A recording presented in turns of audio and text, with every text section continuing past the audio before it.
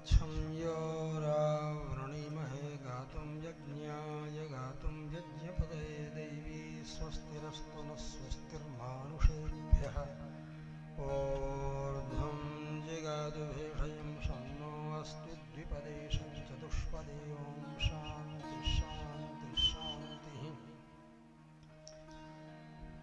श्रीलक्ष्मीरमणं पराङ्कुशमुनिं श्रीभाष्यकारं गुरुं श्रीकाञ्चीप्रतिवादिभीकरगुरुं श्रीस्वाम्यनन्दं वरं विश्वक्सेनयतीन्द्रदेशिकमुनिं श्रीरामकृष्णाङ्घ्रिपं नत्वा नौमि निजं गुरुं यतिवरं श्रीरामनारायणम्।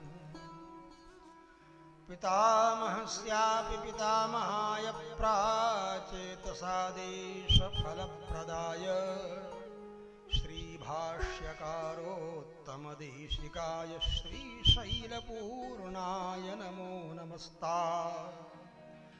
काषायं शान्तमायं श्रीविश्वक्सेनं त्रिदण्डिनं रामनारायणाचार्यं यतिं वन्दे जगद्गुरुं। कूजन्तं राम रामेति मधुरं मधुराक्षरम् आरुह्य कविता शाखां वन्दे वाल्मीकिकोकिलम्। वाल्मीकिर्मुनिसिंहस्य कवितावनचारिणः शृण्वन् रामकथानादं को न याति परां गतिम्। यः पिबन् सततं रामचरितामृतसागरम् अतृप्तस्तं मुनिं वन्दे प्राचेतसमकल्मषम्।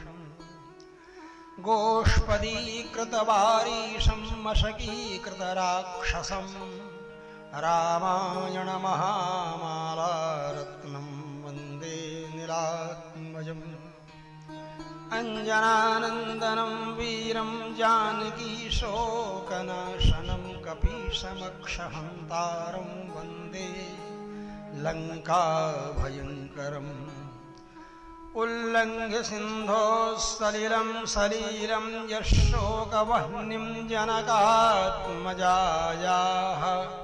आदाय तेनैव ददाह लङ्कां नमामि तं प्राञ्जलिराञ्जनेयम्। आञ्जनेयमतिपाटलाननं कञ्चनाद्रिकमनीयविग्रहं पारिजाततरुमूलवासिनं भावयामि पवमाननन्दनम्। यत्र यत्र रघुनाथकीर्तनं तत्र तत्र कृतमस्तकाञ्जलिं बाष्पवारि परिपूर्णलोचनं मारुतिं नमत राक्षसान्तकम्। वेदवेद्ये परे पुंसि जाते दशरथात्मजे वेदः प्राचेतसादासीत् साक्षात् रामायणात्मना। तदुपगतसमाससन्धियोगं सममधुरोपनतार्थवाक्यबद्धं रघुवरचरितं मुनिप्रणीतम्। दशशिरसश्च वधं निशामयध्वम्। श्रीराघवं दशरथात्मजमप्रमेयं सीतापतिं रघुकुलान्वयरत्नदीपम् आजानुबाहुमरविन्ददलाय ताक्षं रामं निशाचरविनाशकरम्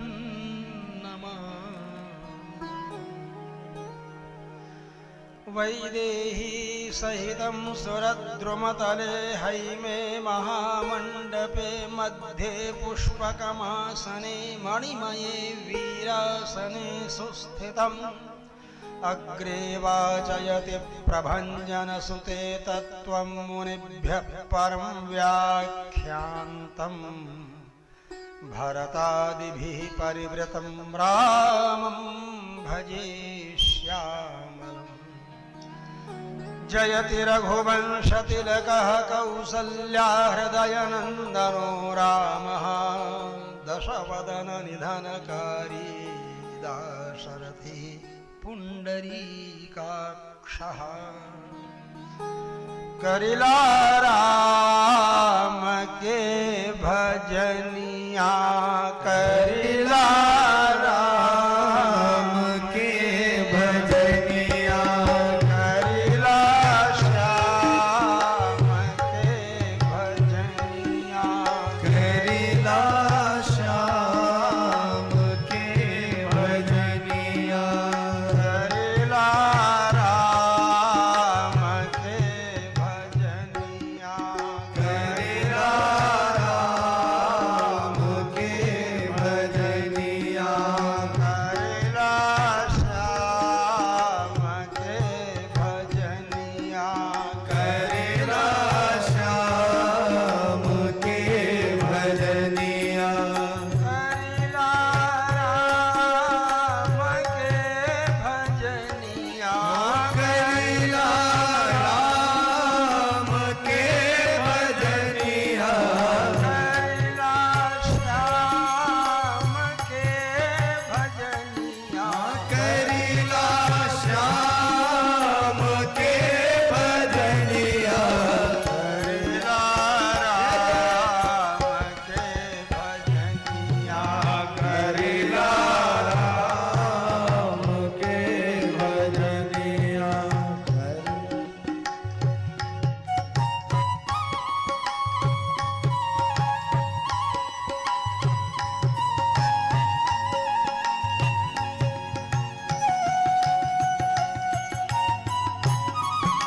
जय जय हरि बोल।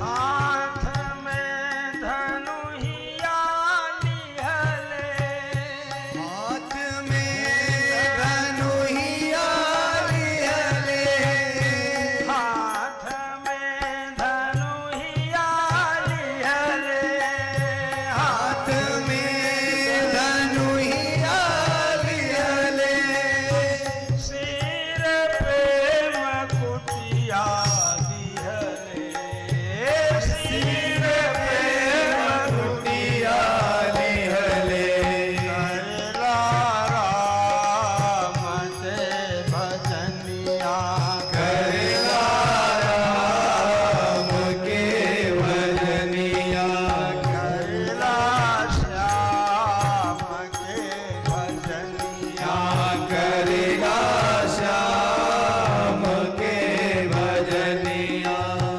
भगवान श्री राघवेंद्र सरकार वसंत ऋतु में अवतार लेते हैं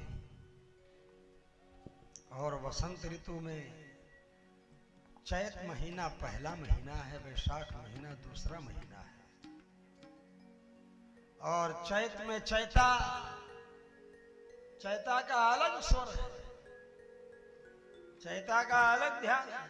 फागुन में फगुआ बसंतोत्सव और बसंतोत्सव में आनंद का उत्सव और आनंद के उत्सव में सवेरे सवेरे बूढ़ा निकलती है महुआ बीनने के लिए। बूढ़ाई ये काम करती है क्योंकि उसमें फरुआ कुदाल चलाना नहीं पड़ता है। और छोटे छोटे बच्चे जो होते हैं ऐसे ब्रह्मचारी जैसे हमारे हैं, वो बगीचा में टिकोरा जो छोटे छोटे आम होते हैं और जब बिल्कुल छोटे खाने लायक भी नहीं रहते हैं, मतलब चने के दाने के बराबर रहते हैं जब वो आम, उस समय उसको तोड़ करके ये बच्चे, क्योंकि हम भी बच्चे रहे इसलिए करते क्या थे, जो अरहर की डाली की पतली सींक जैसे निकलती थी, वो लंबी होती थी, 1 हाथ 2 हाथ तक लंबी होती, आगे नुकीला होता था, उसमें खूंस लेते थे और संग से मारते थे। आसमान में 1 किलोमीटर तक ऊपर चला जाता होगा। मतलब ये खेल में प्रक्षेपणादि श्रीमद् भागवत महापुराण के 10वें स्कंध में भगवान आस्फोटन मंत्र से आस्फोटन करते हैं। गुल्ली डंडा और कंचा होता है ना कांच का जो गोली, तो आस्फोटन मंत्र से उसको मारते हैं। ऐसा वेद व्यास जी लिखते हैं, सुखदेव जी परीक्षित जिससे कहते हैं। तो वो उसी तरह अन्न के साथ खेलना, फल के साथ खेलना। अन्न के साथ कैसे खेलते थे? जो अलसी होती है, जिसमें बड़ा ओमेगा 3 होता है, आप लोग कहते हैं, अलसी जो होती थी उसके ऊपर ही उसका फल होता था, एकदम सुंदर और बड़ा सुंदर नुकीला ऊपर निकला रहता था और नीचे मोटा रहता था, गोल बिल्कुल। मान लीजिए प्याज को अगर चना के रूप में कर दिया जाए, उस तरह का रहता था। उपमा के रूप में आप इसको इस तरह से समझ सकते हैं। तो हम लोग करते क्या थे? फल और अन्न दोनों के साथ खेलते थे। फल के साथ तो क्या खेलते थे? फल की पत्तियों के साथ। आम की पत्ती लेते थे, बीच से मोड़ते थे, मोड़कर पत्थर में ऐसे रगड़ते थे। रगड़ने के बाद वो बीज से फिर इधर आधा निकालते थे और आधा इधर निकाल देते थे, बाकी सब पत्ती निकाल देते थे। वो स्वस्तिक टाइप का, एक इधर एक इधर। अब उसमें थोड़ा छेद करते थे पतले दे, और छेद करने के बाद फिर उसमें वो अलसी का जो रहता था, जिसमें फल लगा हुआ है उसको डाल देते थे और साइकिल के आगे लगा लेते थे। साइकिल चलाते समय सर सर सर सर को घूमता रहता था। तो ये अन्न और फल की पत्ती, इन दोनों के साथ खेल। सीटी कैसे बनाते थे? सीटी बनाते थे, जो मक्का की पत्ती मिल जाए, ज्वार की पत्ती मिल जाए, तो उसको बढ़िया प्रेम से उसको लपेटना शुरू करते थे। लपेटे हो ना, बजाए हो, अयोध्या में पैदा हुए हो, फिर क्या पूछना। तो अयोध्यावासी इस तरह क्रीड़ा करते। और इन क्रीड़ाओं को सुयज्ञ संहिता में वशिष्ठ जी के ज्येष्ठ पुत्र सुयज्ञ जी महाराज बड़े सुंदर ढंग से लिखते हैं। जब उनको हम लोग पढ़ते हैं तो हम लोग सोचते चलो राम जी के यहाँ हम लोग पैदा हुए, अयोध्या जिले में पैदा हुए हैं, चलो राम जी के यहाँ पैदा हुए, राम जी का अनुसंधान कर रहे हैं, रामे जी की परिक्रमा में घर द्वार हो गए, रामे जी के तीर्थ में हम सब लोग आ गए, रामे जी का सब अनुभव, और बड़े भैया हैं भी हमारे स्वाभाविक रूप में भगवान श्री राघवेंद्र सरकार। इसलिए 8 महीना मैंने 4 महीना समझ, अप्रैल वगैरह में प्रतिष्ठा हुई होगी, तो मई जून जुलाई अगस्त 4 महीना बड़े हैं हमारे कोसलेश भगवान, हमसे बड़े भाई हैं हमारे। और 4 महीना जब बड़े भाई हों, समझ लो तो कितनी घनिष्ठता होगी उनमें, कितना खुलापन होगा उनमें, पता ही नहीं चलेगा लोगों कि ये भाई भाई हैं, लगेगा कक्षा के क्लासमेट हैं, पढ़ रहे हैं एक ही क्लास में, नाम भी दाखिला भी हुआ हम लोगों का। वास्तविक जीवन में भी हमसे बड़े भाई भगवान दास जी थे, उनका और हमारा एक ही क्लास में दाखिला हुआ।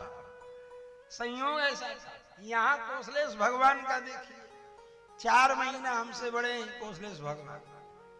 ये 60 के अप्रैल में आए, हम अगस्त में आए। तो इस तरह 4 महीना बड़े। तो 4 महीना बड़े का मतलब हमसे सब बड़े, राम लक्ष्मण भरत शत्रुघ्न। ये तो 12 घंटा के अंदर सब लोग आ गए, कोई ज्यादा समय भी नहीं लगा इन लोगों को आने में। सब भाई बड़ा अनुभव, 12 घंटा में नहीं, 2-3 घंटा 4 घंटा अगर ज्यादा गहराई से सोचे तो। पुष्ट के बाद अश्लेषा कुछ और रहा होगा, 10-12 भी मान लीजिए। फिर अश्लेषा के चरण देखेंगे कि शत्रुघ्न जी और लक्ष्मण जी का अवतार, जैसे राम जी का है पुनर्वसु के 4th चरण में अवतार, उस तरह उनका के को हाही पुनर्वसु नक्षत्र है, तो ही जो है चौथा चरण है। तो हिरण्यनाभ उनका नाम रखते हैं वशिष्ठ जी। दशरथ जी को बताते, दशरथ जी रखते, क्योंकि धर्मशास्त्र का नियम है नामकरण संस्कार में 10वें हन पिता नाम विदध्यात्, 10वें दिन पिता नाम करे। द्वक्षरम चतुरक्षरम वा कृतम कुर्याद तद्धितम, हिरण्यनाभ नाम रखते हैं, 5 अक्षर का नाम रखते हैं। क्यों रखते हैं? क्योंकि परव्यूह विभव अंतर्यामी अर्चावतार इन 5 स्वरूपों में विद्यमान रहने वाले परतत्व का नामकरण कर रहे हैं। 5 भौतिक शरीर में जीवात्मा के अंदर परमात्मा के रूप में विराजमान होकर नियंत्रण करने वाले परब्रह्म का नाम रख रहे हैं। इसलिए और सब कुछ होने के बाद उन्हीं की दोनों विभूतियां हैं, उन्हीं की दोनों विभूतियां हैं। इसलिए लीला विभूति आप ब्रह्म भुवनालोक ब्रह्मलोक पर्यंत, लीला विभूति माने स्वर्ग से भी ऊपर ब्रह्मलोक है, ब्रह्मलोक पर्यंत, अतल सुतल तलातल रसातल महातल पाताल, भोरलोक भोरलोक स्वर्लोक जनलोक तपहलोक सत्यलोक महर्लोक आदि लोक, 14 भुवनात्मक मंडम 10 गुणितोत्तरम चावरण सप्तकम। भगवान रामानुजाचार्य जी अपने गद्यत्रय में भी इसका अनुसंधान करते हैं, वैकुंठ गद्य में, श्री वैकुंठ गद्य में। इस तरह और उनकी दोनों विभूति, लीला विभूति ब्रह्मा जी से लेकर के नीचे तक सब लीला विभूति में है, नरक उरक स्वर्ग वर्ग सब वो एक पाव के अंदर ही है ये सब। बाकी 3 पाव तो त्रिपाद विभूति, त्रिपाद विभूतिर लोकास्तु असंख्याता प्रकीर्तिता। श्री पद्म पुराण में अनुग्रह करते हुए श्री भूत भावन भोलेनाथ जी पार्वती जी से कहते हैं, देवी पार्वती त्रिपाद विभूति के भुवन अनंत जितने भगवान के अवतार हुए उन सबके एक एक दिव्य दिव्य वैकुंठ है, उसी में सारे साकेत धाम है, गोलोक धाम है, जितने भगवान के अवतार। त्रिपाद विभूतिर लोकास्तु असंख्यात, असंख्यात क्यों है भैया? 24 अवतारों की तो संख्या आपने गिन लिया, लेकिन कर्माबाई के लिए जो अवतार ले लिया, मीराबाई के लिए जो अवतार ले लिया, नरसिंह मेहता के लिए जो अवतार ले लिया, भिन्न भिन्न रूप में अवतार लेकर हुंडी भर देते हैं जाकर के। अवतारे तो है भाई, और सेठ का रूप बना करके अवतार ले लेते हैं, किसी रूप में अवतार ले लेते हैं। आप सब जानते हैं सांवरिया सेठ, सांवरिया सेठ कौन नहीं जानता है? सब लोग जानते हैं सांवरिया सेठ को।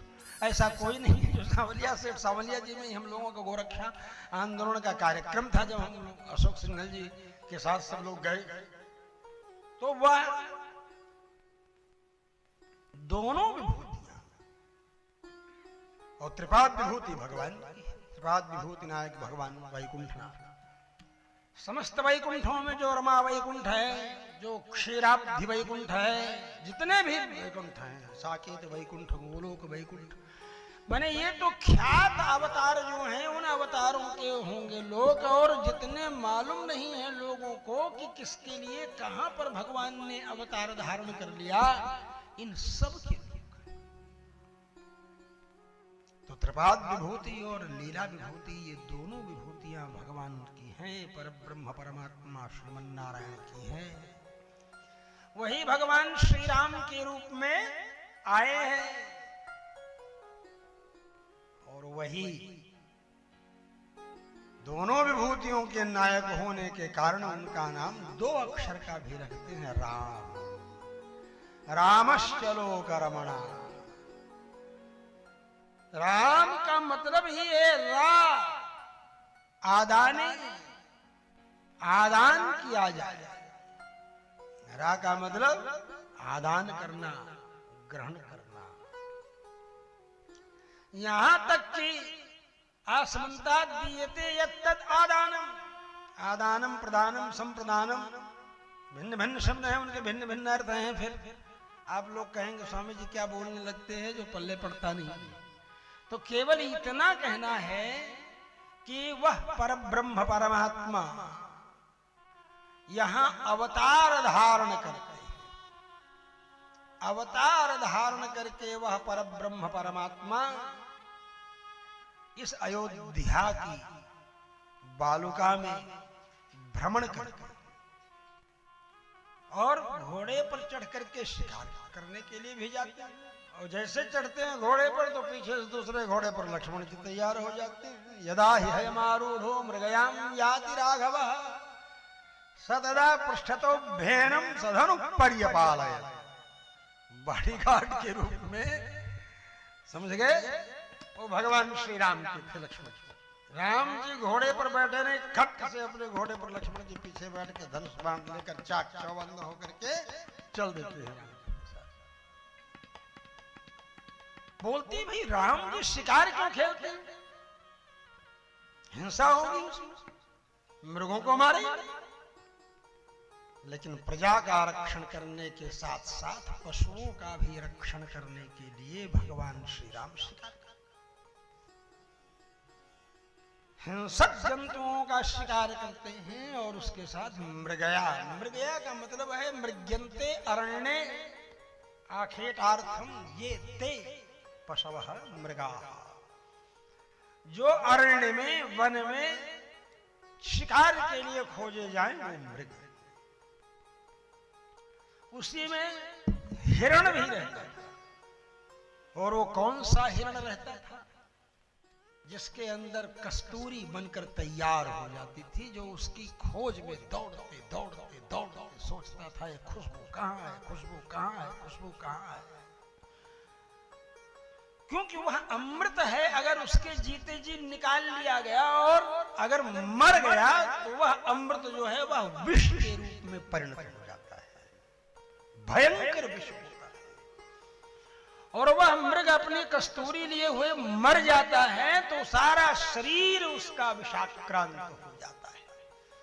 उस मृग के मांस को खाने के लिए पशु पक्षी जुटते हैं, खाते हैं। उनको नहीं मालूम है कि ये विषाक्त हो गया है, कस्तूरी विष के रूप में परिणत हो गई है।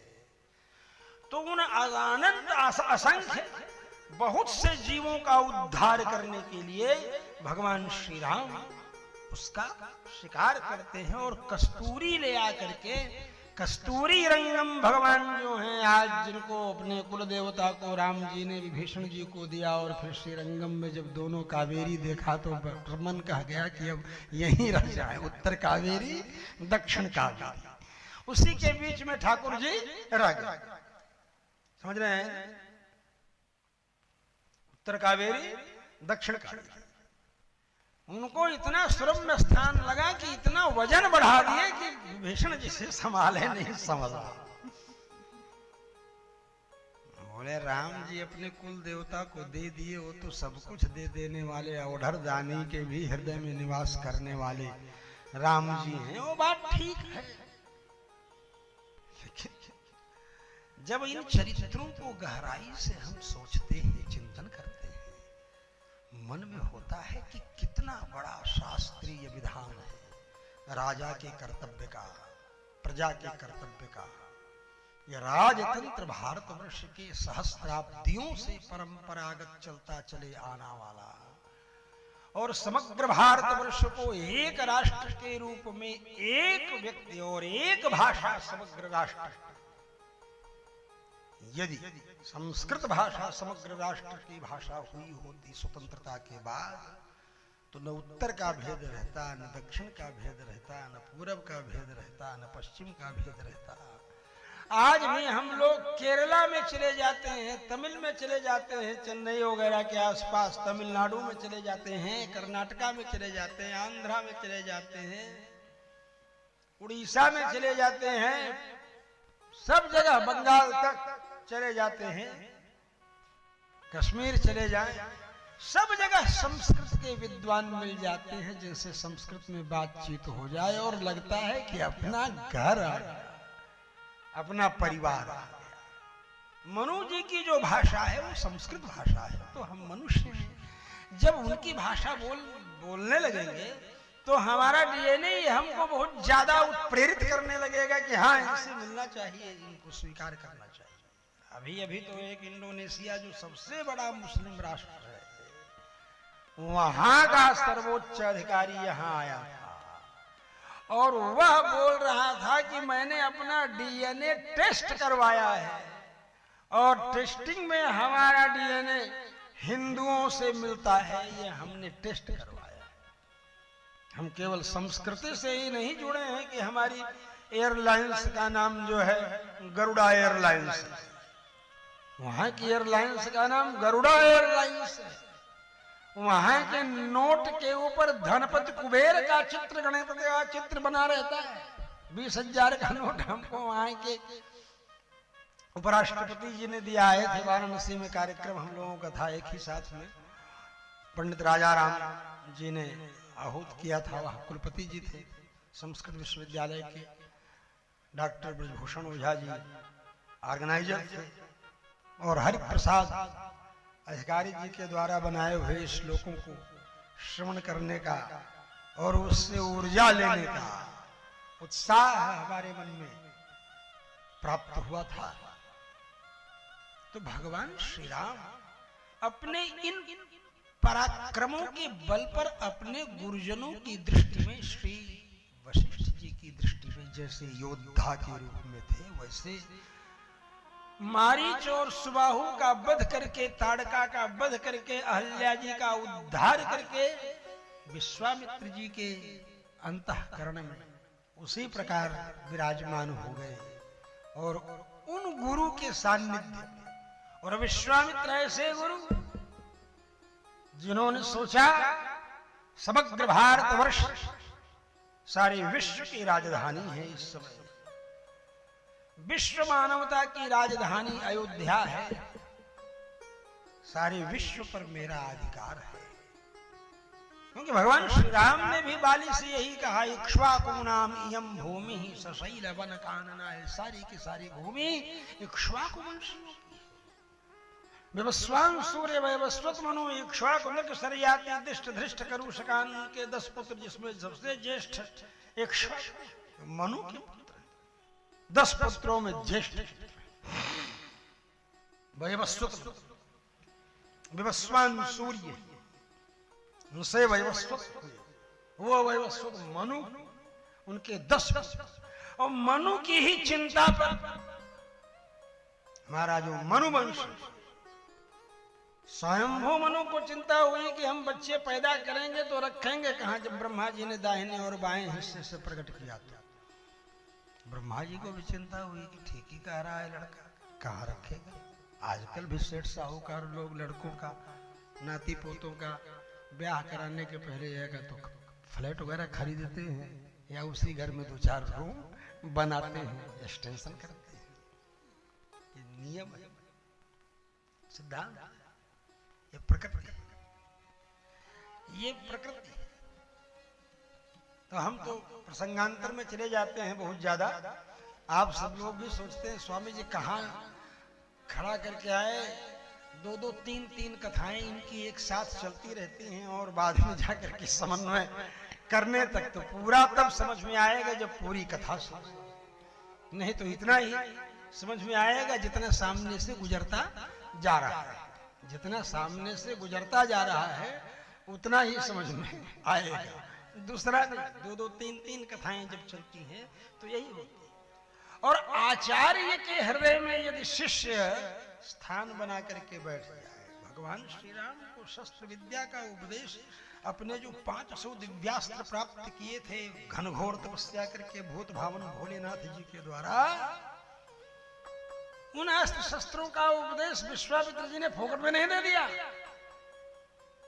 बलाए 2 विद्याएं दे दी कि भूख न लगे, प्यास न लगे, कहाँ जलपान लाएंगे, क्या करेंगे, राजकुमार हैं, बबुआ हैं, बार बार भूखाएंगे, इसलिए ऐसी विद्या दे दो भूखे प्यास न लगे इनको।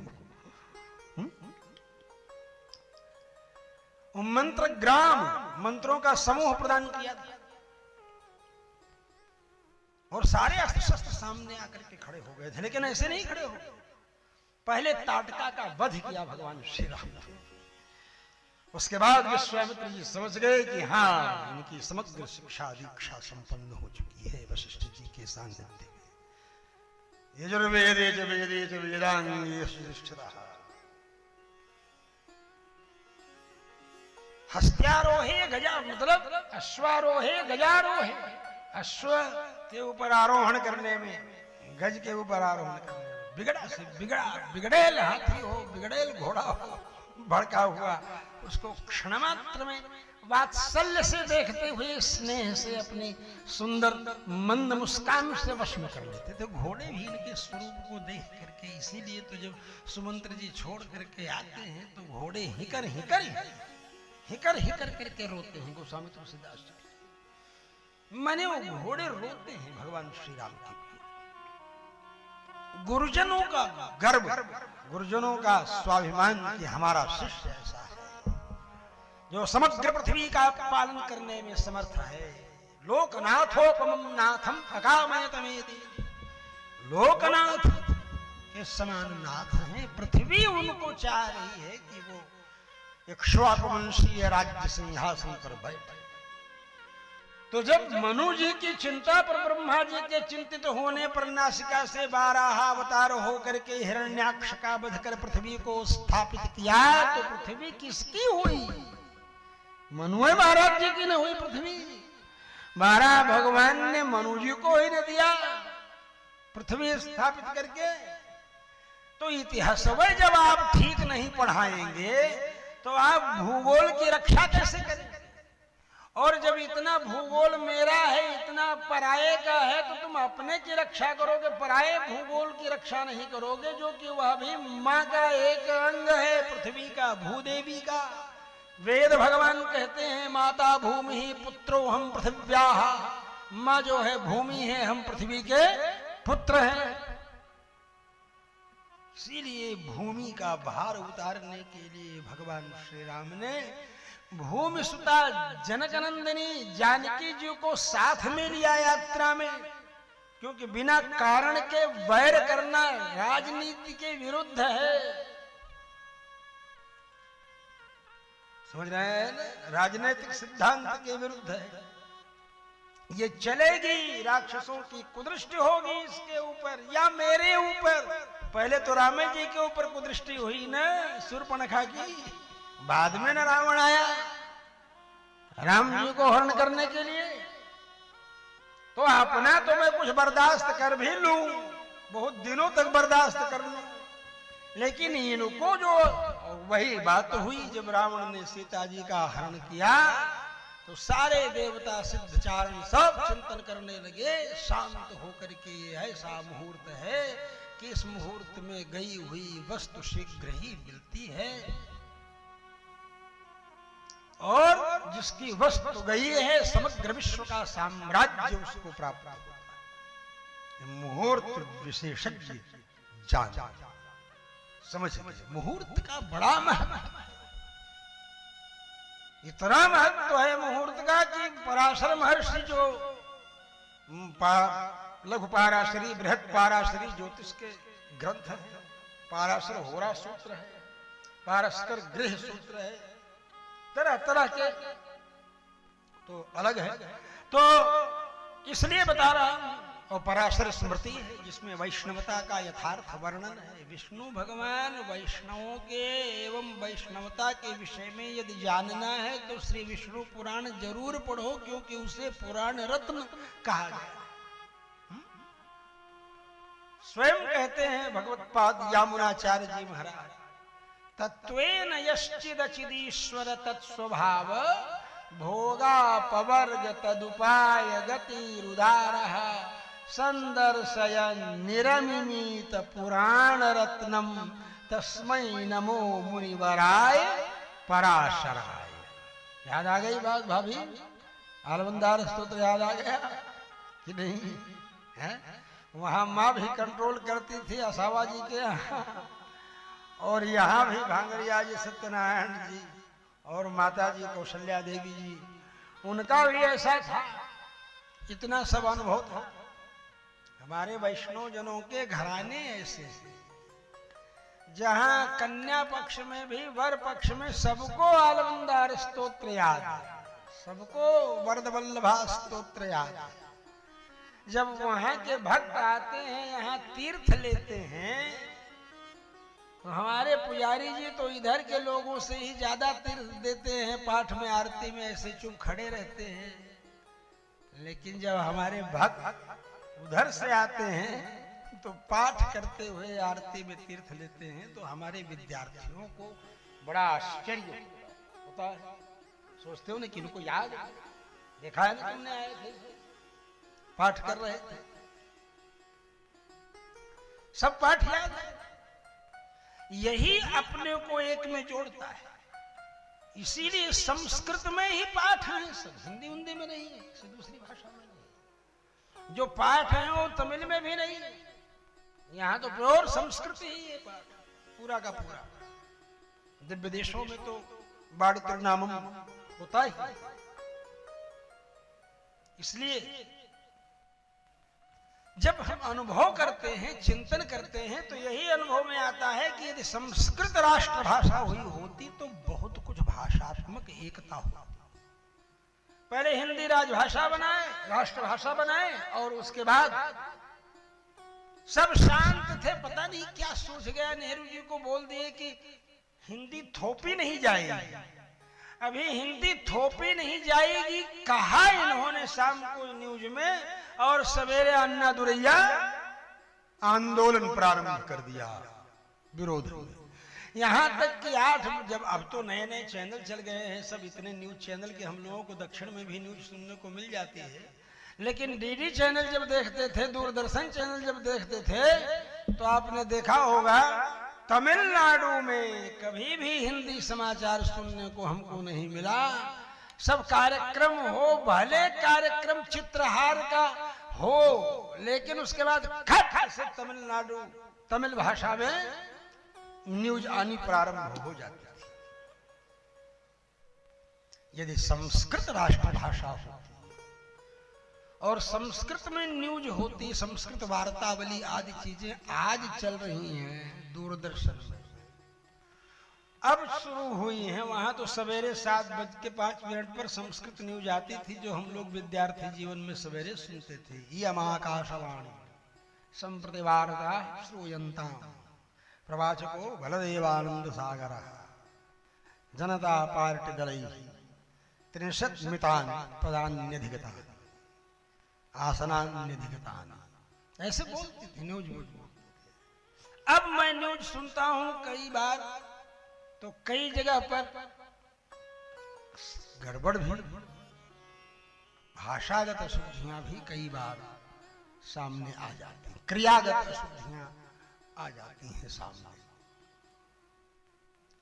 इसलिए यद्यपि बहुनाधीतम तथापि पठपुत्र व्याकरणम, बेटा बहुत पढ़ लिए तुम भले, लेकिन फिर भी व्याकरण जरूर पढ़ो। और बहुत कुछ नहीं पढ़े, बहुनाधीतम बहुत नहीं हो पढ़े तो भी व्याकरण पढ़ो, दोनों तरह से आपका कल्याण होगा। तो भगवान श्री राम अपने गुरुदेव विश्वामित्र जी के हृदय में स्थान ऐसा प्राप्त किए हैं, और उनके आशीर्वाद से सारे अस्त्र मिले। आशीर्वाद कब दिए हैं? जब ताड़का का वध कर दिया है भगवान श्री राम ने, तो समझ गए हैं समर्थ योद्धा। अगूढ़ तत्वन साधु दुरामणि, गूढ़ तत्वन साधु दुरामणि, आरत अधिकारी जब पावनी, आरत अधिकारी जब पावनी। इसलिए वो भगवान उभय विभूत नायक, और दोनों विभूतियों का स्वामित्व करने वाले उस परब्रह्म परमात्मा की जब दिग्विजय यात्रा होती है, तो श्री राम जी के रूप में, श्री कृष्ण जी के रूप में होती है। इसीलिए जब चैत महीना में लोग जाते हैं खेतों में, बगीचों में, जिसका वर्णन हमने आपके सामने किया, उसमें लोग गाते थे उस समय बचपन में। हम लोगों को बचपन का याद है केवल एक ही पंक्ति याद है, क्या? खेतवा जाला रे किसनवा खेतवा जाला रे किसनवा खेतवा जाला रे किसनवा खेतवा जाला रे किसनवा। और किसान जब जाता है खेत हल लेकर के जाता है या हंसुआ लेकर के जाता है। अब इस समय तो हंसुआ लेकर के जाएगा या थ्रेसर लेके या हार्वेस्टर लेकर के जाएगा, सारा का सारा खेत पक गया होगा गेहूं का भी, और प्रसन्न होगा। तो इसलिए कहते हैं कि वही भगवान श्री राम इसी मिट्टी में खेले, वो भी यही बोलते रहे। जैसे तमिलनाडु के जो भी लोग होते हैं वो अपने घर के अंदर पैर रखते ही केवल तमिल बोलते, कहीं भी आप देखिए, इसलिए उनकी भाषा नहीं भूलती, अपनों से अपनी भाषा। और वो सारी भाषाएं संस्कृत से उत्पन्न, तो संस्कृत राष्ट्र भाषा होने पर सारे राष्ट्र का एकीकरण अपने आप होता। उधर आंदोलन शुरू हो गया अन्नादुरैया का, यह ऐसी ऐसी विडंबनाएं थी। और ऐसा लोकतंत्र है कि जीतने के लिए चाहे जितना रुपया लूट करके खर्च कर दो, लुटा दो किसी भी तरह से, लेकिन चुनाव जीत लो, नहीं तो हमारे किए गए काले कारनामे की फाइलें खुलेंगी तो कितने साल जेल में रहेंगे कुछ पता नहीं है। इसलिए कुछ न कुछ जरूर बन जाओ, एमएलए ही बन जाओ शासन करने वाली पार्टी का, रूलिंग पार्टी का, तो कम से कम जान तो बख्शी रहेगी। ईडी और सीबीआई का शिकंजा तो नहीं कसेगा। बहुत गंभीर विषय जिसके लिए आवश्यक है कि आप पुनः अपने ही मार्ग पर आओ। खेत लेकर के कहीं ऐसे उसी में आपके पूरे परिवार, 1 से 2 बीघे खेत में ही 20 आदमियों के परिवार का भरण पोषण हो जाएगा, कोई भी अन्न बाहर से नहीं खरीदना पड़ेगा। यही हम लोग करते थे। हम लोगों के यहाँ अलसी भी होती थी, जो खेल हमने बताया, उसका तेल निकलता था, सरसों भी होती थी, राई भी होती थी, बर्रे एक होती थी, जम जाता था घी की तरह उसका तेल। कांटे कांटे होते थे, बाउंड्री बाल के तौर पर खेतों में उसका प्रयोग किया जाता था। कांटे कांटा होता था, कुछ सफेद सफेद उसके दाने होते थे, लगा करके नरसिंह भगवान का श्रृंगार करते तो हम लोग उसका दांत बना देते थे भगवान के श्रृंगार करते समय, वो अन्न के द्वारा दांत बना, जिसे फलों से नहीं। आप 2 जय विजय का 2 काजू वैसे कर देते हैं सफेद, एक इधर मुड़ा है एक इधर मुड़ा है, निकल के दांत आ जाता है शासन करने वाले का दांत। शासन में थोड़ा क्रूरता भी जरूरी हो, भले पूरी न हो, राजधर्म है कि सबका हित होना जरूरी है। इसलिए भगवान श्री राम का राजतंत्र ही वास्तविक लोकतंत्र था। अगर दशरथ जी के कहते ही दूसरे दिन युवराज पद पर बैठ जाते तब उसे राजतंत्र आप कह देते, लेकिन वो नहीं बैठे और लोक के द्वारा उन्होंने समर्थन लेते हुए, चाहे वो विभीषण हो, चाहे वो सुग्रीव हो, चाहे वो भरद्वाज ऋषि हो, चाहे महर्षि वाल्मीकि हो, चाहे सारे उत्तर से दक्षिण सब के जितने भी हैं, सब उनका समर्थन कर रहे थे। सब चाहते थे कि यही राजा बने। और संकोचवश मंथरा और कैकेयी भी यही चाहती कि कितनी जल्दी राजा बन जाएं कि हमारी झेप मिटे। ये भाव आपके यहां तो अगर 1000 मतदाता हैं, एक ने किसी को 551 251 1000 हैं तो 551 वोट दे दिया, और दूसरे को 449, तो क्या होगा क्या? मतलब 449 लोगों की आवाज दब जाएगी और 2 वोट से जीतने के कारण उसकी आवाज आगे जाएगी। ये खाक लोकतंत्र है, ये किस चीज का लोकतंत्र है? ये तो भारतीय प्रजा को ठगने का लोकतंत्र है। पार्टी क्यों कैंडिडेट का नाम चयन करती है और कहती है कि जनप्रतिनिधि, तो जनप्रतिनिधि कहां से हो गए भाई? जनता ने तो उनको प्रतिनिधि, तुम तो ऊपर से टपका दिए कि ये प्रत्याशी रहेंगे, अब झक मार करके जनता को वोट देना पड़ेगा।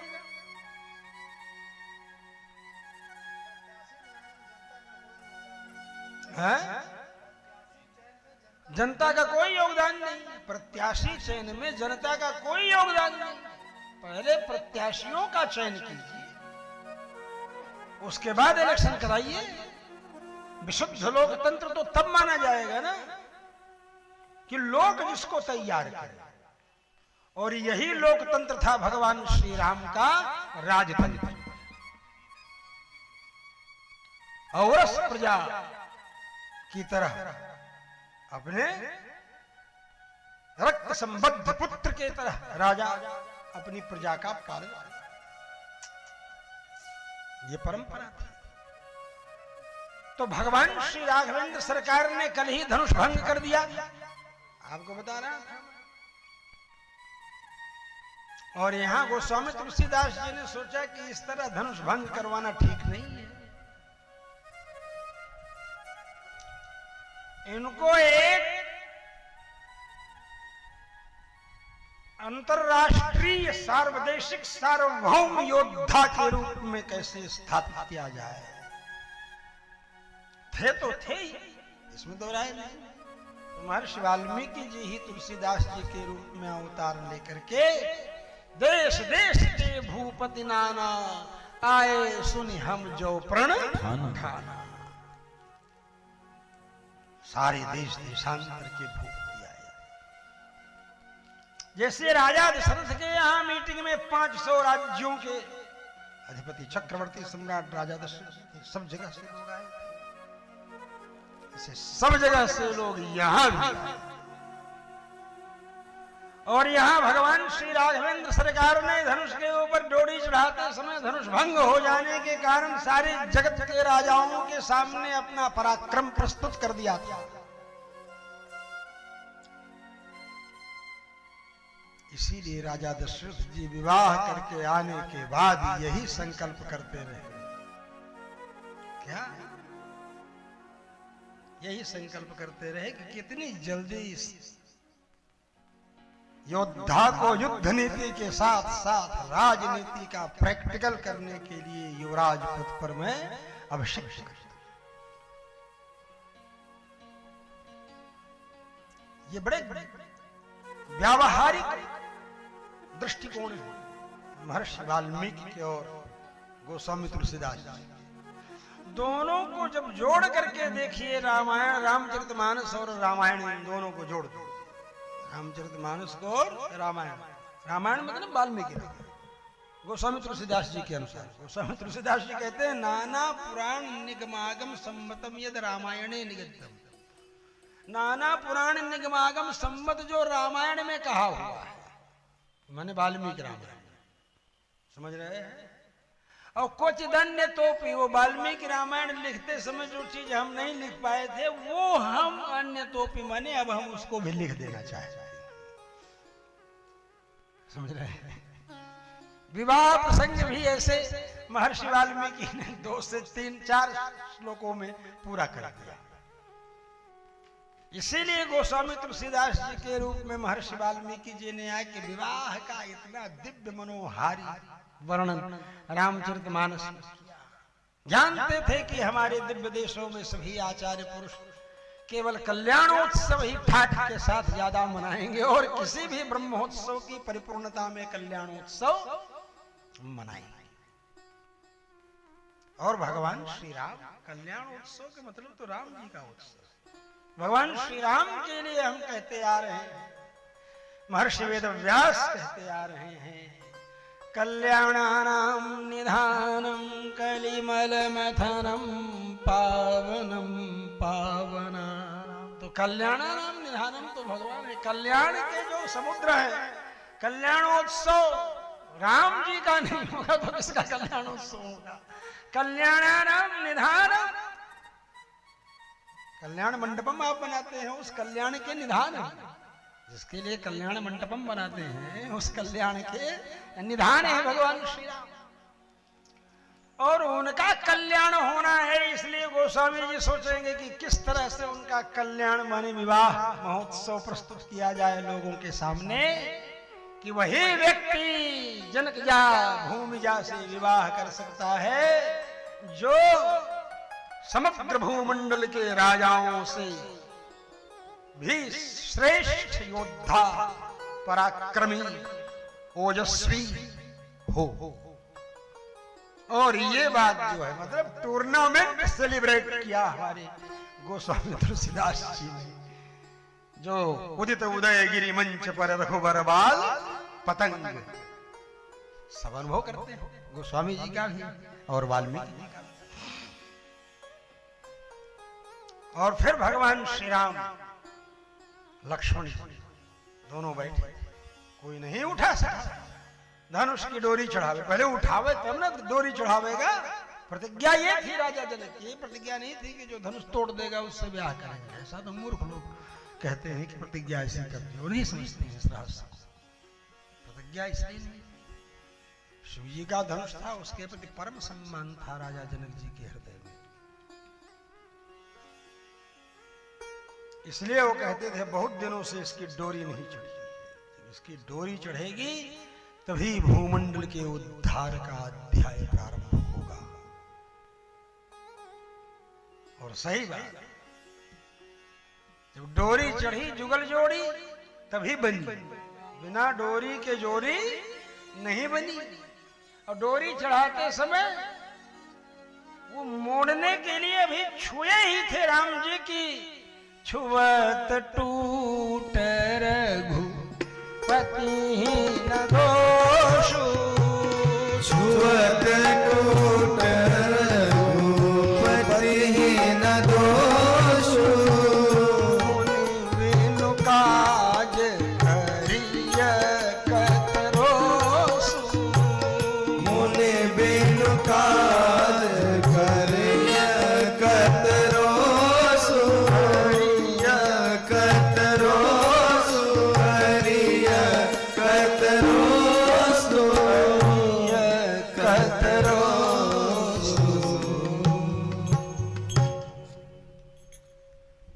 लक्ष्मण जी ने यही बात कही थी कि महाराज आप बिना मतलब लाल पीले हो रहे हैं परशुराम जी को। वो तो छूते छूते टूट गया था। तो छूते ही कैसे टूट गया? इतने कमजोर तो नहीं था कि छूते ही टूट गया। छूते इसलिए टूट गया कि उस धनुष के ऊपर खिड़की से किसी की दृष्टि पड़ी, और उसकी दृष्टि और उसके अगल बगल बैठी हुई सखियां और जनक नंदिनी जानकी जी एक टक उस धनुष को देख रही थी। सखी ने तब तक कहा मुस्कुराते हुए, क्यों सखी, राम जी को देख करके मन मोहित हो गया है? पुष्पवाटिका में फूल चुनते समय यही थे ना? हाँ। सखी ने कहा तो तुमने क्या विचार किया? सीता जी ने कहा, सखी मैंने तो विचार कर लिया है। क्या विचार कर लिया है? बोले कि मैंने विचार कर लिया है कि इन्हीं को पति बनाऊंगा। किनको? ये दोनों जो बैठे हैं दोनों को, एक को। ऐसा कैसे? है मजाक करती है, डांट दिया जानकी जी ने। कहा जो सांवला सांवला है ना उसी से, क्योंकि मैं गोरी तो हूं ही, अब मेरे पास सांवला रंग नहीं है, और जब उससे ब्याह कर लूंगी तो मेरे पास सांवला रंग भी आ जाएगा। अच्छा, तो लेकिन तुम न सोच रही हो इस बात को? वो तो सोच नहीं रहा है। बोले नहीं नहीं, वो मेरे मन की बात जानता है। बोले तुम्हारे मन की बात कैसे वो जानता है? बोले क्योंकि मेरा मन उसी के चिंतन में लगा है। इसलिए वो मेरे मन की बात जानता है। जानता ही नहीं है, जानने मन की बात तो गुरुजी भी जानते हैं, पिताजी भी जानते हैं, सब लोग जानते हैं कि हाँ बच्ची क्या सोच रही है, लेकिन नहीं, वो जानने में शिरोमणि है। उसको पानी की बूंद में और ओस की बूंद में और बारिश की बूंद में और पसीने की बूंद में और आंसुओं की बूंद में तत्काल दर्शन होता है। जानकी जी की ये बात सुन करके सखियों ने आश्चर्य विस्फारित नेत्रों से देखते हुए जानकी जी से कहा, तो ये तुम कैसे कह सकती हो? बोले इसलिए कह सकती हूँ क्योंकि गौरी ने हमसे कहा है, गिरिजा ने हमसे कहा है। गिरिजा पूजन करने के लिए जब मैं गई थी तो गिरिजा ने हमसे कहा था कि करुणा निधान सुजान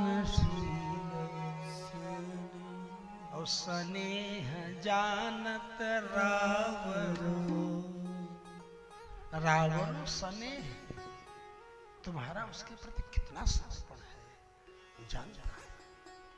मतलब ये सुजान नाम दे दिया है, करुणा निधान नाम दे दिया है। ये दो नाम बहुत सुंदर हमको पुकारने के लिए दिया है, क्योंकि पति का नाम लेकर नहीं बुलाना चाहिए। तो गिरिजा ने दो नाम दिए हैं कि तुम इसी नाम से बुलाना। तो करुणा निधान कहती हैं एकांत में, जैसे आप लोग कहते हैं ए जी, ओ जी, सुनो जी। भगवान जो हैं वो 6 महीने तक माता जी के 85-90 वर्ष की उम्र में दूध पिए। बोलते हैं कि लाला आकर के दूध पीने लगता है। दूध लोग स्तन में देख करके चकित रहता है। और ऐसे कहती थी माता जी हम लोगों के सामने कि ए विद्याभास्कर, हाँ माता जी देख, मैं चाहती हूं ना कि मैं ऐसे मर जाऊं, सो मर जाऊं, बस पता नहीं चले कुछ। बोले ठीक ऐसा। और ऐसे ही माता जी की मृत्यु हुई। सब काम करते कराते, भोग राल लगते लगाए, सब करते, सब तृप्त सब हो करके, सब कुछ हो करके, और वो ऐसे बैठी और झपटी आए और परम पद हो गई। इस तरह सुखद मृत्यु, अद्भुत अद्भुत। तो राम जी सुजान ही नहीं, सुजान में शिरोमणि। इसीलिए ये अंदर की बात थी, आपसी संबोधन था। इसीलिए हनुमान जी ने जानकी जी से कहा, राम दूत मैं मातु जानकी सत्य शपथ। लेकिन सत्य शपथ को भी कैसे प्रमाणित करूं? तो एकांत में जिस नाम से आप अपने कांत को बुलाती हैं, उस नाम को मैं बोल ही दूं तो समझ जाएंगी कि सच में मैं उन्हीं के पास से आया हूं। इसलिए कहते हैं श्री हनुमान जी, सत्य शपथ करुणा निधान। क्योंकि गिरिजा ने कहा था करुणा निधान सुजान, शील स्नेह जानत रावण। तुम्हारे स्नेह को जानते हैं।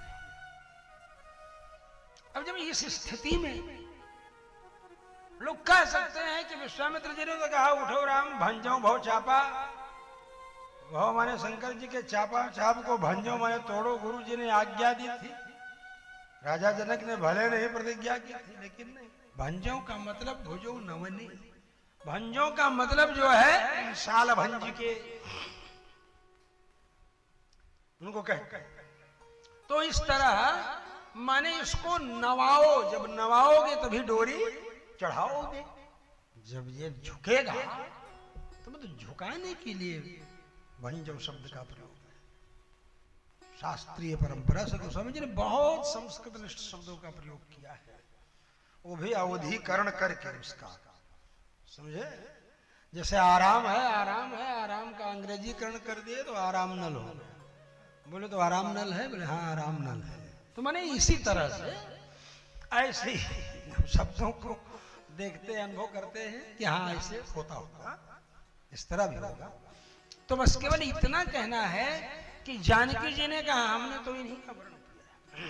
बोले ये धनुषवा जो बीच में दिशाशूल की तरह बैठा हुआ है, क्या तुम्हारा पति इनको होने देगा? तुम्हारे पिताजी की जो प्रतिज्ञा है, प्रण है कि धनुष को जो नवा देगा, डोरी चढ़ा देगा, सज्जी कृत कर देगा, सज्जम धनु धनु को सज्ज कर देगा जो अभी विजय है। ज्या को ज्या ज्या पढ़े होंगे ना, तो ज्या वही है, समझ? हाँ, यही तो है। इसलिए ज्या चढ़ाने की बात, लेकिन वो इसीलिए सोच रही थी, जब सखियों ने कहा कि ये, और वो देख ही रही थी कि दिशासूर कहां से आगे बढ़ा। ऐसे दृष्टि उठा करके देखा भगवती पराम्बा जनक नंदिनी जानकी जी ने, तो उनके देखते ही वो धनुष जो है जल गया। इस तरह जला कि राख हो गया, लेकिन धुआं और लौ नहीं निकली। जैसे तेजाब से कपड़े जल जाते हैं, देखते हो ना, तेजाब से कपड़े जल जाए, लुगदी लुगदी हो जाए।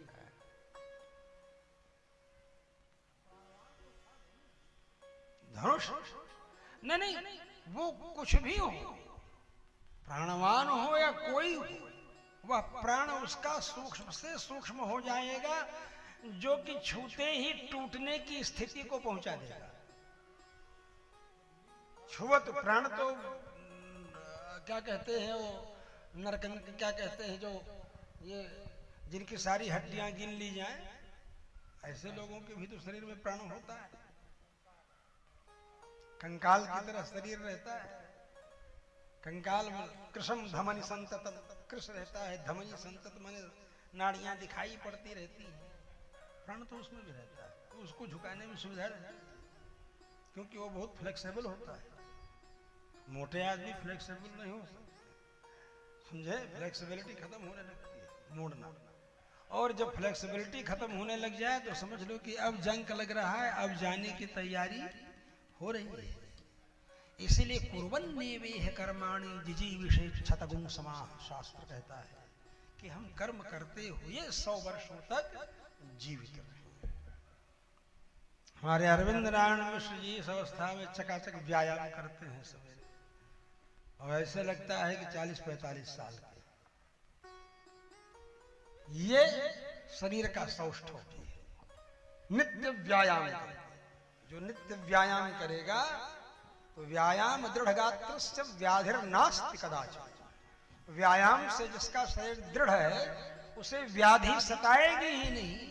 और न चैनम सहसा आक्रम्य जरा समिभिवर्तते, सहसा आक्रमण करके बुढ़ापा उसके ऊपर नहीं आता। सहसा कितने मित्र लोग मिलते हैं, देखने पर लगता है अरे तुम बूढ़े हो गए, एक बैग बूढ़े हो जाते हैं, क्षण होने लगता है। तो इसीलिए शिकार खेलते समय, घोड़े के नियंत्रण के समय, जांघ से उसको दबाने के समय, रकाब में डाल के उसकी स्पीड बढ़ाने के समय, बाएं मोड़ना है तो दाहिने पैर से, और दाएं मोड़ना है तो बाएं पैर से रकाब में इशारा करने के लिए। सब घुड़सवारी करने का एक अलग आनंद भी है। मैं बलिया जिला गया था, जब सुरहा ताल, सुरथो नाम राजा भूत समस्ते क्षित मंडले, जो दुर्गा सप्तशती में है सुरथ नाम के, उनके नाम से सुरहा ताल है, करीब 20-25 किलोमीटर ब्यास में। वहीं मध्य में एक स्थान है, पंडित अमरनाथ मिश्र जी जो हमारे मंत्री थे यहाँ ट्रस्ट, वहीं ऐसे लेकर के हमको गए थे ऐतिहासिक ताल। वहीं पास में हमारे एक मित्र थे राम लखन दास जी, यहाँ आते थे तो झरनाबाग में रहते थे, चंद्रमा दास जी।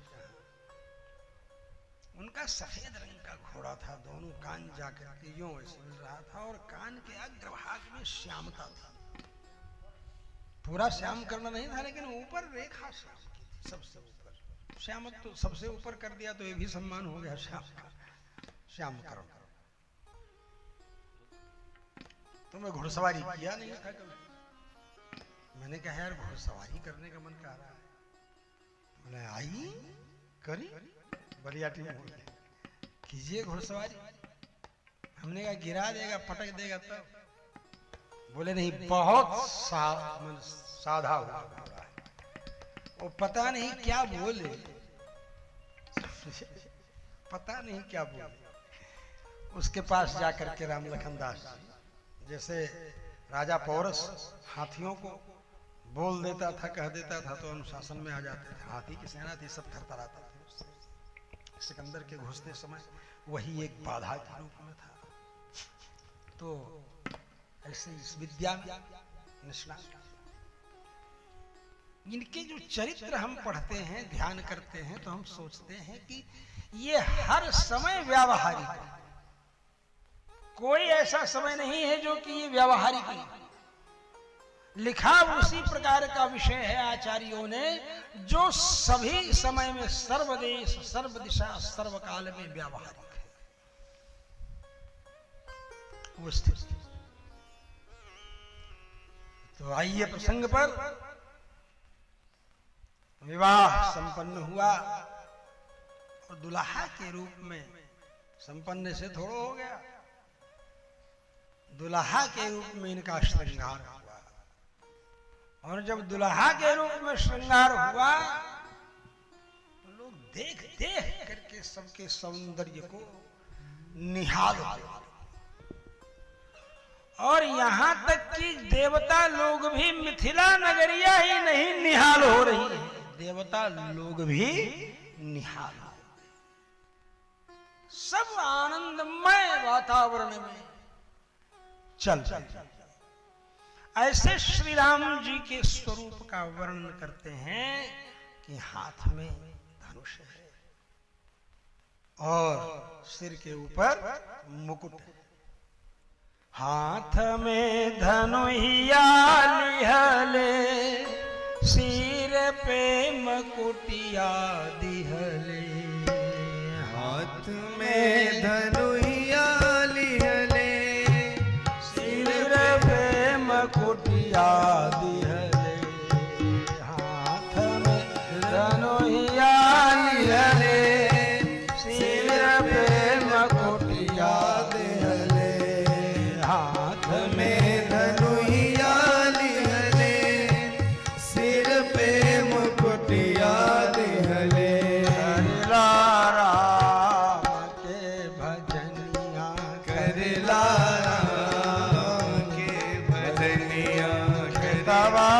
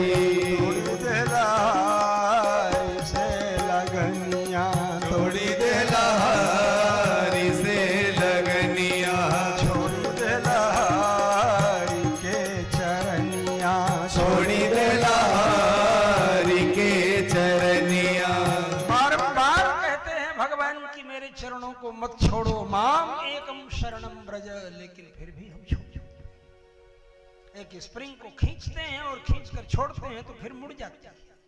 क्यों? क्योंकि इतना मोड़ी गई, विषयों का इतना अभ्यास हो चुका है मेरा कि जैसे कैलेंडर खरीद के लाते हैं बाजार से और लपेटा हुआ रहता है और उसको खोलते हैं तो खर खर खर खर उसी तरफ मुड़ जाता है। जैसे जन्म जन्मांतर से जन्म ले रहे हैं और जन्म लेकर के माँ का दूध पी रहे हैं, इसलिए जन्म लेने के बाद कोई बताता नहीं है कि दूध इस तरह से चूसना पड़ेगा और इस तरह से गुटुकना पड़ेगा, और अपने आप ही हमें धुआं देखकर जैसे अग्नि का स्मरण होता है, वैसे ही स्तन मुख में लगते ही दुग्धपान करना और दुग्ध को निगलने की दोनों विद्याएं अपने आप आ जाती हैं। ये संस्कार है, यह सृष्टि का सिद्धांत है। जब हम मरने लगते हैं तो सारे कृत्य हमारे मरने के अनुकूल ही होने लगते हैं। कुपथ्य ही खाने में हमको सुख मिलता है। जो कुपथ्य खिलाता है चोरी करके लोगों से, वो बड़ा प्रिय व्यक्ति लगता है, उसको तो चाहे स्टाम्प पर जो भी साइन करवा दे। इस युग के डॉक्टर भूखों मार डालते हैं,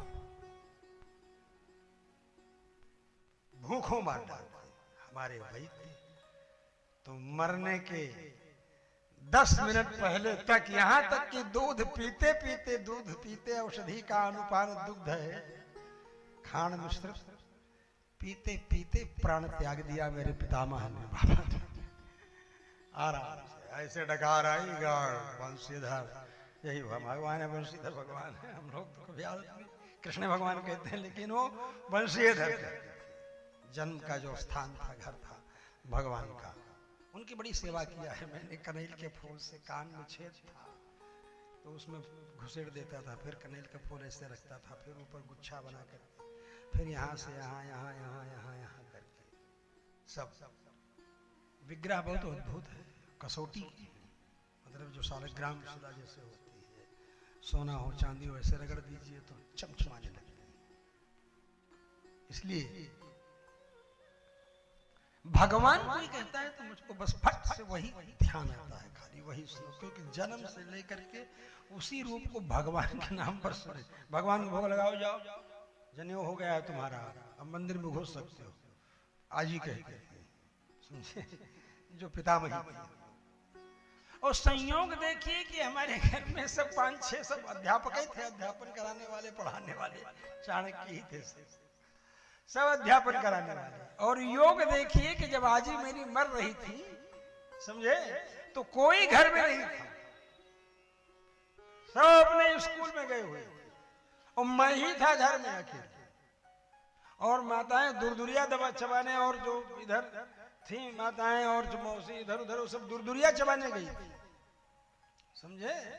दूरदुरिया जानते हो ना, चबाना देते हैं, उसमें कहानी कहते हैं, बहुत देर तक चबाना पड़ता है, उसमें थोड़ा भी चबा के लोग बांध के ले आती हैं। माताओं का है, किसी की मनौती भी मानते हैं दूरदुरिया चबाने, समझे, कोई नहीं। और अब तब तक जो है माल सुमिरनी एक रखा करती थी, क्लीं कृष्णायन में ही जबा करती थी अपना हरदम। तो तो हम लोग उनको कभी चिढ़ाते थे, समझे, सब भगवान का सब बना हुआ था, वंशीधर भगवान, सब टैटू बनवाई थी आजी हमारी उस समय। तो भगवान का दर्शन हम लोग उनके भुजा में भी देखते, वंशीधर भगवान बैठे हैं, इधर भूत भावन भोलेनाथ बैठे हैं, तुलसीदास जी की छावनी की यहाँ है ना, वहाँ के शिष्य लोग। तो स्वामी जी के जाने से हम लोग पुनः मूल शाखा में आ जाए, जैसे कोई उस तरह गंगा जी की एक शाखा निकले फिर गंगा जी में मिल जाए, ऐसे भगवान वंशी ध्यान करना। क्लिंग क्लिंग कहते हो तो उनको हुचकी आने लगी, तो हमने कहा माई ये कहते थे हम लोग, आजी कहते नहीं थे। माई क्या हो रहा है, पानी ला पानी। एक जगन्नाथी गिलास था, उड़िया में जगन्नाथ भगवान का फोटो भी बना रहता था, उड़िया में लिखा भी रहता था, पीतल का होता था, कम से कम आधा किलो पीतल का वजन। पुराने घरों में लोग जगन्नाथपुरी जाते तो लेकर के जाते थे, भाभी क्या होगा, तो पुराने लोग जो भी गए होंगे वो सब लेकर जाते। वही एक गिलास था। कोई आया था जगन्नाथपुरी से, पीतल का गिलास था, वजनदार था, 1/2 किलो वजन था कम से।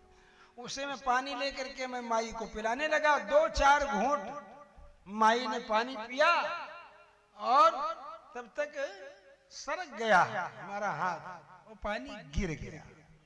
पानी गिर गया तो एक थप्पड़ उन्होंने मारा, हमको चोटें नहीं लगी कुछ। और उसके बाद killing killing killing killing Krishna ऐसे कहते हुए परम पद। तो जब दादा वगैरह आए, पिताजी के बड़े भाई, पिताजी सब लोग जब आए तो पूर्वाश्रम के सभी संबंधी लोग आ गए। तो बोले क्या हुआ, कौन था? तो हमने कहा सब लोग दुर्दुरिया चबाने गए थे, मैं था। क्या हुआ? तो हमने बताया ऐसे ऐसे कर रही थी, फिर भी सुमरनी छूट गई थी, फिर भी उंगली ऐसे ऐसे चल रही थी, खिलिंग खिलिंग। हम जो देखे थे बताए। फिर पिताजी वगैरह से प्रणाम किए, साष्टांग किए, हम भी साष्टांग किए। उसके बाद भाई जो क्रिया होती है, मतलब भगवान इस तरह का प्रतिभिज्ञान होता है, उस तरह का देख करके तो वह समस्त स्वरूप श्यामत्व में। और इसीलिए जानकी जी ने राम जी को कहा कि सुंदर श्याम सुजान शिरोमणि, मो मन में रम राम रहा है। और विवाह के पश्चात माने यहां तक विवाह में कि राजा जनक जी कहते हैं इयम सीता सुता सहधर्मचरी तब, ये सीता मेरी बेटी है, तुम्हारी सहधर्मचारिणी। वाह, बड़े आराम से ले गए। ले जाने दीजिए, हटाते क्यों हैं? ये तो हनुमान जी की जहां जहां यत्र रघुनाथ कीर्तनम, तो नैवेद्य पर पहले उनका अधिकार है। और बड़े हस्त लाघव से आते, कोई नहीं बोलता तो इतना कुछ होता नहीं, आराम से ले जाते और जाते, कुछ बोलना ही नहीं चाहिए। ये सब हम लोग बचपन से इनको देखेंगे, 10-11 साल के थे। एक दूधनाथ स्वामी जी यहाँ रहते थे बगीचे में, जहाँ बम्बैया बाबा रहते हैं, हमारे 111 वर्षीय वयोवृद्ध हमारे यहाँ, हमारे कथा में मुझे आशीर्वाद देते रहते हैं बैठ करके। सोचते हैं कि जल्दी भवन बने और इनका उत्सव, शताब्दी महोत्सव जीते जी सपाद शताब्दी महोत्सव यहीं पर मनाया जाए। साईं खेड़ा वाले षटकोपाचार्य स्वामी जी थे, नासिक के पास साईं खेड़ा जगह है, तपोवन में आश्रम है वहां का, वेंकटेश मंदिर। वहां महाराज जी के शिष्य आप है। और वास्तविक रूप में वो 120 के 30 कितने वर्ष रहे? वो 140 ना, 134 वर्ष तक जीवित थे उनके ये शिष्य। और वो बहुत बड़े कैनाल में एक बार ऐसे ही फंस गए थे और गेट बना हुआ था, उसमें जा करके उसमें से तैर करके निकल करके चले आए। क्यों स्वामी जी? ऐसा हुआ था ना। ऐसे पुरुषार्थी और ऐसे बलवान थे षटकोपाचार्य स्वामी जी महाराज, उनके आप शिष्य। इसीलिए आशीर्वाद हम इनसे ही चाहते हैं कि अपना उत्सव इसमें मनाओ। जल्दी जल्दी ये रोज सुबह शाम मनाते हैं, जैसे अयोध्यावासी मनाते थे। सर्वाः देवा नमस्यन्ति रामस्यार्थे यशस्वी। राम जी युवराज बने, इसके लिए सब प्रार्थना करें। और ये हमको हमारे गुरु भाई कैलाश नारायण भांगड़िया जी ने अपने पिता सत्यनारायण भांगड़िया जी के लिए जो आयुर्वेद की अद्भुत अद्भुत भस्म आई थी, वो विक्रांत भस्म है, सुवर्ण भस्म है। ये सब मैं करीब उसका 50% वहां से उठा लाया था, बाकी 50% संकोच में ही छोड़ दिया था, मैं सब उठा लाता। वो विक्रांत भस्म अभी रखी हुई है हमारे पास। उस समय क्या, जितनी पुरानी होती है उतना ही उसका पावर बढ़ता है। अब जब एकदम असमर्थ जब देखेंगे कि एकदम नहीं, तब उसी को मिला करके इनको योगेंद्र रस के साथ मुक्ता पृष्टि में मिलाकर खिलाए। आज आपसे पूछा कैसे हैं, बोले बस कमजोरी लग रही है, बस मैंने सोचा बस उसी की जरूरत है। वयोवृद्ध लोग जहां पर रहते हैं, भगवान स्वयं विष्णु सहस्त्र नाम में भगवान का नाम है ना, महर्धिर्धो वृद्धात्मा महाक्षो गरुड़ध्वज। महर्धिर्धो वृद्धात्मा, तो वृद्धात्मा तो भगवान का नाम है। वृद्ध हैं हमारे यहाँ तो हमको समझना चाहिए कि भगवान है हमारे यहाँ। हम वृद्ध जनों को कहते हैं आप यहीं रहिए, यहीं निवास कीजिए। हमको 2 ही वृद्ध मिले निवास करने के लिए अभी तक।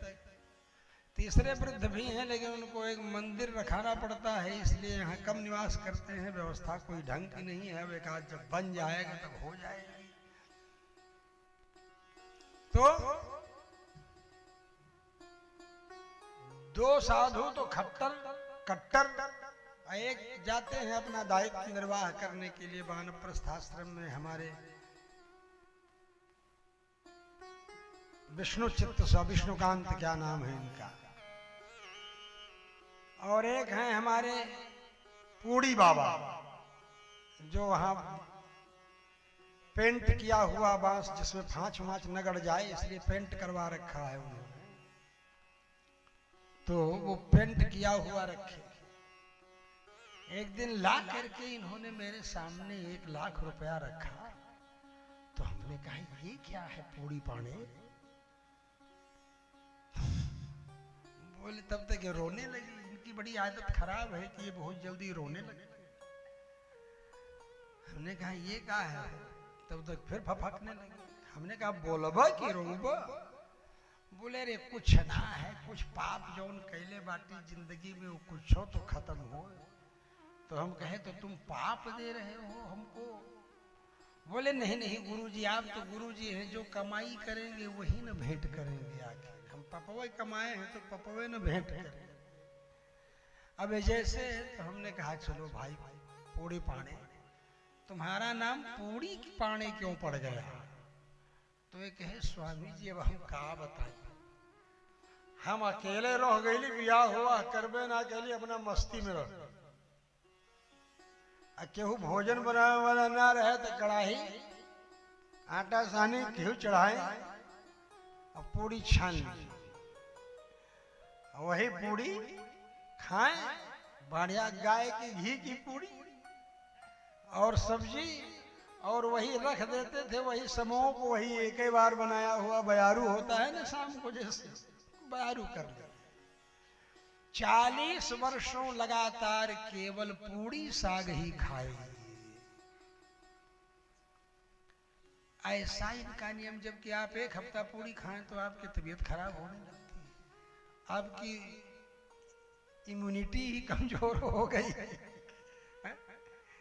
ये रिफाइंड खा खा करके, ये केमिकल की खाद से अन्न तैयार किया है, वो 5 मुट्ठी खाओगे। और आज के 60-70 साल पहले जो बाप दादों का पैदा किया हुआ था, समझे, तो वो एक ही अंजुरी सर्वारंभा तंडुल प्रस्थ मूला, इतने चावल पर्याप्त होता है। तंडुल प्रस्थ मूला इतने चावल, और अगर पानी पीना हो तो 3 ही अंजुरी पानी आप पी पाएंगे, उससे ज्यादा पी नहीं पाएंगे आप कभी। और 3 अंजुरी पानी पीने में आप जबरदस्ती पी लें वो बात, लेकिन स्वाभाविक प्रक्रिया में प्राकृतिक रूप से आप 10 घूंट पानी ही 3 अंजुरी में पिएंगे, अपनी अंजुरी के पानी से, अपने मुंह के घूंट से। क्यों? क्योंकि इसी जल से पृथ्वी पैदा हुई है और वो 10 अंगुल की है, अद्भुत।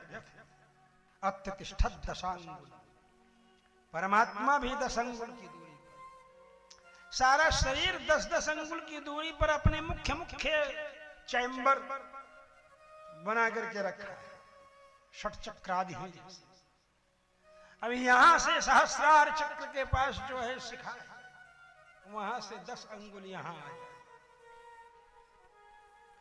फिर 10 अंगुल, यही 10 अंगुल है समझे, फिर यहां से 10 अंगुल मस्तक, शिखा से 10 अंगुल मस्तक, मस्तक से 10 अंगुल मुख, मुख से 10 अंगुल कंठ, कंठ से 10 अंगुल हृदय, हृदय से 10 अंगुल नाभि। अब बहुत बड़ा पेट हो, रोगी हो, उसके लिए नहीं, प्राकृतिक शरीर जिसका हो। नाभि से 10 अंगुल दूरी पर जननेंद्रिय, जननेंद्रिय से 10 अंगुल की दूरी पर मल विसर्जन इंद्रिय। ये सारा शरीर का विज्ञान 10। इसीलिए जब भू शुद्धि करते हैं होम करने के पहले, तो प्रादेश मात्रा तिस्रो रेखा, 3 रेखा खींचते हैं, उल्लेखन क्रमेण मृदम उद्धृत्य, उल्लेखन क्रम से मुट्ठी उद्धृत करें, उठाए, तो इस तरह विधि भगवान उन भूशुद्धि यज्ञ आदि में और यज्ञ के माध्यम से अवतार लिए भगवान श्री राम। धनुष यज्ञ के माध्यम से हो रहा है विवाह। जनक जी बोलते हैं, इयं सीता मम सुता सह धर्मचरितम, ये सीता मेरी पुत्री है। वस्तुतः इयं सीता, सीता लांगल पद्धति, हल चलाने की प्रक्रिया का नाम सीता है। और हल उठाता है किसान, और हल यज्ञशाला का निर्माण करने के लिए उठाता है राजा, तो किसान बन जाता है। ये बात दूसरी है कि सोने का हल उसका होता है, लोहे का, लोहे लकड़ी का, सुवर्ण, चंदन काष्ठ सुवर्ण, कुछ भी इसमें सब। और जैसे वो हल उठाता है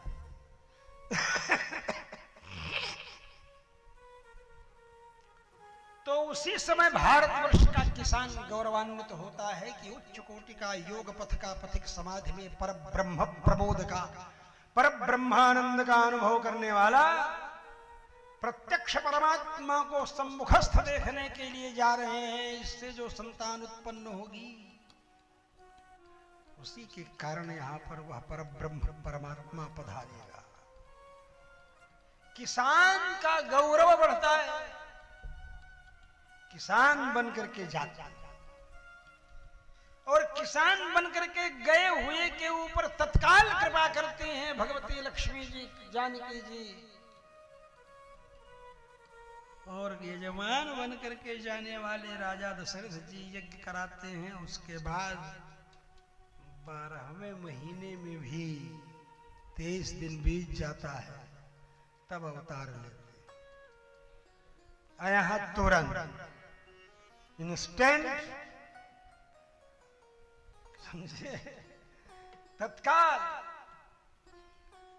यहां तत्काल जानकी जी प्रकट हो जाते हैं। यज्ञार्थम कर्षतो भूमे क्षेत्रे हलमुख क्षते पद्मरेणु निभै किरणा शुभै केदारपान। हल जोतते समय जानकी जी प्रकट हो जाते। तो राम जी का साक्षात हल से संबंध नहीं है, तो हल से उत्पन्न होने वाली जनक नंदिनी जानकी से है। और राजा जनक जी इसीलिए कह रहे हैं, यद्यपि ये हल कर्षण की विधि से उत्पन्न हुई है, इसलिए सीता है, लेकिन मम सुता, ये मेरी सुता है। यम सीता मम सुता, यद्यपि यह सीता है, परंच जन्मना इयम अहम भूपति भूमे गर्भाद उत्पन्ना अस्माकम अपि कन्या। मैं भूपति तो हूं, और मेरी भूमि से उत्पन्न हुई, तो मेरी भी तो कन्या हुई। इसलिए मम सुता, ये मेरी सुता है। समझ रहे हैं ना मेरी बात? समझ में आ रही है ना? हमी बात पूरी।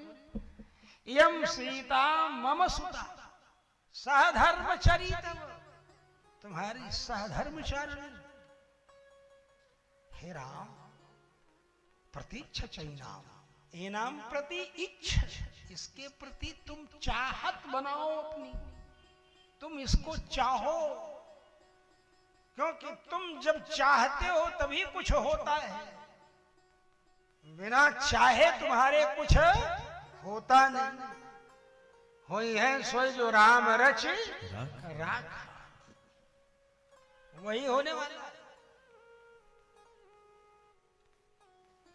लेकिन मैं कहता हूं सहधर्मचरी, तो ये तुम्हारी सहधर्मचरी, सह माने साथ में रहकर, धर्मचरी माने सत्यम वद के बाद का जो वेद वाक्य है उसका पालन करने वाली होगी। सत्यम वद धर्मम चर, सहधर्मचरी, इनाम प्रतीच्छ, इसके प्रति तुम चाहत बनाओ, चाहो। भद्रम ते, भद्रम ते बीच में तुम्हारा कल्याण हो, भद्रम माने कल्याण, तुम्हारा कल्याण हो, ये बीच में कहने की क्या जरूरत थी भाई?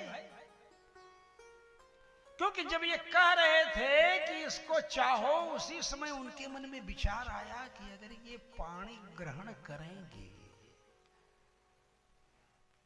पानी ग्रहणेश पानी ना, हमने कह तो दिया,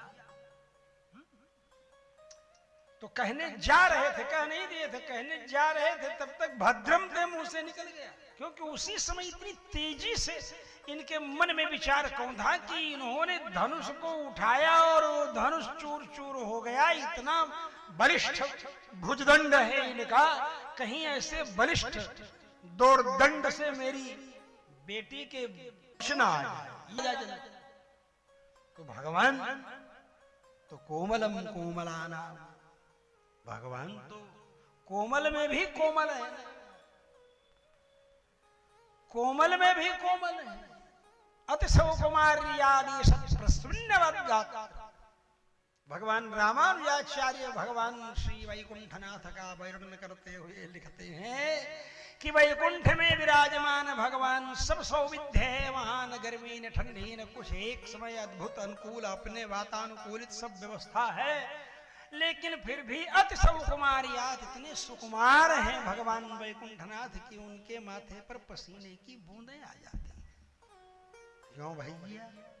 इनको कोई राजकाज चलाने की, दुनिया चलाने की चिंता नहीं है कोई।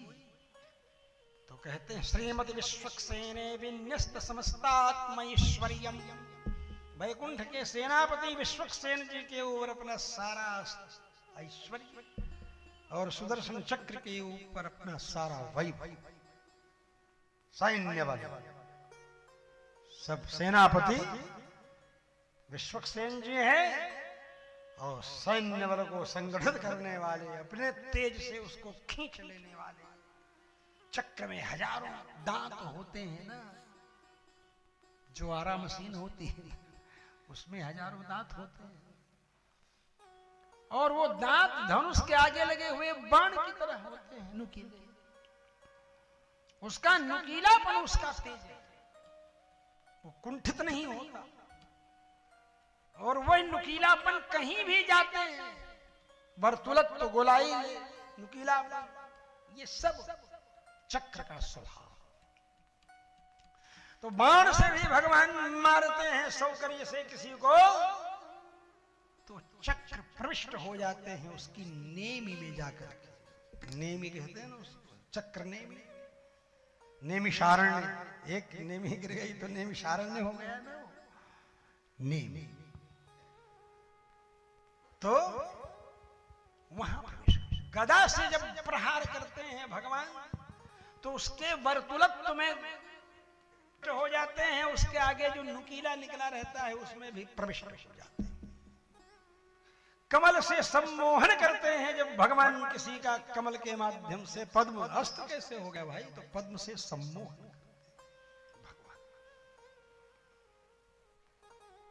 जब पद्म से सम्मोहन करते हैं भगवान, तो उसकी पंखुड़ियों में प्रविष्ट हो जाते हैं। अर कहते हैं ना, अरविंद, ये भी सहस्त्रार हैं, स्फुर सहस्रार शिखात तीव्रम सुदर्शनम भास्कर कोट तुल्यम। आप लोग प्रार्थना करें। तो राजा दशरथ जी ने सोचा कि कहीं इनको मोक्ष ना, इसलिए घबरा। जब घबराए तो राम जी अपने ससुर जी की चिंता को दूर करने के लिए इतनी कोमलता अपने हाथों में प्रकट करके उनको दर्शन करा दिए कि उनकी वाणी अवरुद्ध हो गई। और उसके बाद भद्रम थे पाणिम गृहणेश्वर पाणिना कहने जा रहे थे, लेकिन राम जी की कोमलता का दर्शन करके भय समाप्त हो गया कि अब कोई मोक्ष हो जाने वाली नहीं है। दूसरा तात्पर्य गोविंद राज स्वामी जी महाराज श्री रामानुजाचार्य जी के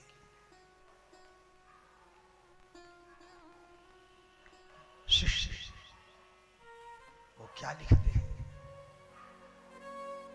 इदानीम पाणिना पाणिम गृहणेष्व प्रणया पराधे कृते सति पादौ ग्रहिष्यसि। अभी तुम पानी को पानी से, पानी माने हाथ, पानी को हाथ से ग्रहण करना माने बांध लेना ऐसे, तो पानी माने हस्त और ग्रहण माने बंधन, तो हस्तबंधन हस्तबंध हस्तबंध हस्तबंध हस्तबंध हस्तबंध हस्बैंड बिगड़ के हस्बैंड बन गया। ये हस्बैंड शब्द जो है वो पानी ग्रहण के द्वारा, पानी माने हस्त और ग्रहण माने बंधन। ऐसे नहीं लिफाफा होता है जिसमें निमंत्रण पत्र रहता है, ऐसे बना रहता है, एक तरफ घड़ी एक तरफ चूड़ी। पाणिम गृहेश्व पाणिना, तो कह रहे अभी तो तुम हाथ से हाथ पकड़ लो कंवर साहब, अगर प्रीति में चूक होगी तो तुमको मेरी छोरी के पैर भी पकड़ने पड़ेंगे। पैर पकड़ना पड़ेगा, मनाना पड़ेगा। जब नाराज हो जाती है श्रीमती तो श्रीमान को पैर ही पकड़ना पड़ता है। आचार्य मम्मट अपनी पत्नी की नाराजगी को देखकर मनाते मनाते रात बिता दिए, लेकिन नहीं मानी और बोलने लगे, जो काव्य प्रकाशकार बोलने लगे, अरे गतप्राया रात्रि कृष्ण तनु शशि शीर्यतैव, रात जो है बीतने वाली है और चंद्रमा भी अब क्षीर्ण हो रहे हैं, बुढ़ा रहे हैं, अस्त होने वाले हैं। प्रदीपोयम निद्रा वशमुपगतो घूर्णितैव, ये दीपक जो है ये भी निद्रा की गोद में घूमड़ घूमड़ करके तेल समाप्त होने वाला है, अब बुझने वाला है। इतने हिसाब से तेल डालते थे कि सवेरे सफेदी फटती थी तो तब तक वो तिलक घुमड़ने लगता था फटने के पहले पहले। तब स्वाभाविक प्रातः काल की शोभा का दर्शन करता था। किसी लाइट में, उजाले में, प्रकाश में प्रातः काल की शोभा का दर्शन आप नहीं कर सकते। किसी बगीचे में, बगीचे से पत्तियों की झुरमुट से छन छन कर आती हुई सूर्य की रश्मियां, सुनहरी किरणें, जिस समय सारे के सारे वृक्ष जो रात भर ऑक्सीजन लिए थे, पीपल को छोड़ दो, निग्रोध को छोड़ दो, उदुम्बर को छोड़ दो, वो सब ऑक्सीजन छोड़ते हैं, प्राणवायु छोड़ दो, और उस समय आप उसको सेवन करते हैं। और उस समय जब आप सोते रह जाएंगे तो कहां मिलने वाली है? नहीं मिलने वाली। इसीलिए प्रातः काल 4 बजे हमारे ब्रह्मचारी उन सब का अनुभव करते हैं, सुप्रभातम करके शाखा में आ जाते हैं, नमस्ते सदा वत्सले मातृभूमि अनुभव करने लगते। मंगला आरती 5 बजे होती है, उसके बाद यहां आ जाते हैं।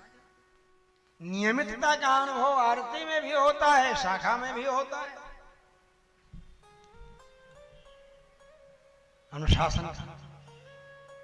लेकिन उसमें क्या स्वरूप होना, क्या स्वयं सेवक को विधिवत व्यवस्थित ढंग से ज्ञान होना चाहिए, पर निश्चित वह ज्ञान हम लोगों को अलग से भी देना पड़ता है, क्योंकि सरकारी नीतियों के अनुसार कई बार ज्ञान देना प्रारंभ होता है तो ब्रह्मचारियों को सचेत भी करना पड़ता है। इसलिए वेद शास्त्र पुराण आगम सबके प्रति लोगों की निष्ठा खत्म हो जाए, इस तरह की शिक्षा पद्धति।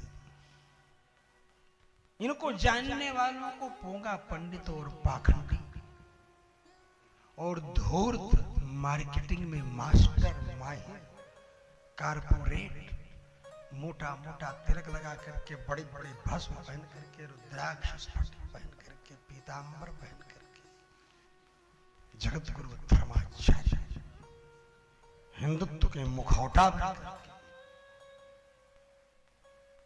और लोगों के सामने, और शासन तो चाहता है कि ऐसे मेरी थैली के चट्टे बट्टे की तरह जगत गुरु लोग रहे जो मेरी नीतियों पर काम कर रहे हैं। ये लाभान्वित होने के लिए एक चित्र खिंचा लेने में गौरवान्वित होने के अनुभव करने वाले इन लोगों को आपने स्वतः स्वाभाविक कृत्य का बोध नहीं है कि हमें क्या करना चाहिए। हमारा शासक दीर्घजीवी हो और दीर्घ काल तक शासन करने वाला हो, ऐसी अभेद्य योजनाएं व्यवस्थाएं बना करके हमें अपने शासक को बतानी चाहिए कि इस तरह करोगे तब, और नहीं तो 4 दिन की चांदनी फिर अंधेरा पार। यही आचार्य चाणक्य वगैरह करते थे, तब ने चंद्रगुप्त ने समग्र भारतवर्ष को, अखंड भारतवर्ष को स्थापित किया था। ऐसे थोड़ा होता था। जब अपने इतिहास को जानते थे कि इतिहास कहता है कि सारी भूमि मेरी है, आज मुझे भारत भूमि को बचाने में परेशानी का अनुभव हो रहा है। हमें अनुभव करना चाहिए इसका कि हम कैसे इसे सुरक्षित रखें। ये वोट वाली राजनीति में तो असुरक्षित हो जाएगा, जनसंख्या बढ़ती जाएगी, चाहे 5 ब्याह करो, चाहे 25 बच्चा पैदा करो। कानून हो गया कि सबको नौकरी करना पड़ेगा। वो कह देगा हमको नौकरी करना नहीं पड़ेगी, हमको नौकरी नहीं करना, हम पंचर बना लेंगे, लेकिन हम नौकरी नहीं करेंगे, लेकिन 10 लड़का पैदा करेंगे कम से कम। और एक तुम हो, धन बचाने के चक्कर में एक लड़का एक लड़की, इन्हीं का इंतजाम नहीं होता तो कहां से पैदा करें। तो अब करो ना। बिस्लरी के मालिक की एक ही लड़की थी, वो बोला एक ही काफी है। अंत में सारी की सारी संपत्ति बेचनी पड़ गई उसको, क्योंकि कोई उत्तराधिकारी ही नहीं था उसका, क्योंकि उसने कहा मैं इसका काम नहीं करूंगा। ये तो प्रत्यक्ष इतिहास है, प्रत्यक्ष प्रमाण है। हमारे वेद उनके कहते शरीयत में है कि कम खूब संतान पैदा करो। हमारे वेद भगवान में नहीं है क्या? वेद भगवान कहते हैं हमारे ऊपर हिंदू कोड बिल लगा दिए कि हम वेद को न माने। यही तो ठगा गया हिंदू ना, यही तो ठगा गया। वैदिक संविधान जो सबसे पहले मातृदेवो भव कहता है, और तुम भारत को माता के रूप में कहते हो, लेकिन तुम खंडित माता कहते हो। भगवान वेद कहते हैं समग्र माता, खंडित माता नहीं। माता भूमि पुत्रोहम पृथिव्याः इक्ष्वाकुणामियं भूमि, यह इक्ष्वाकुवंशियों की भूमि है। हमारे पुरखा पुरनिया मनु महाराज जी की भूमि है, हमारी भूमि है।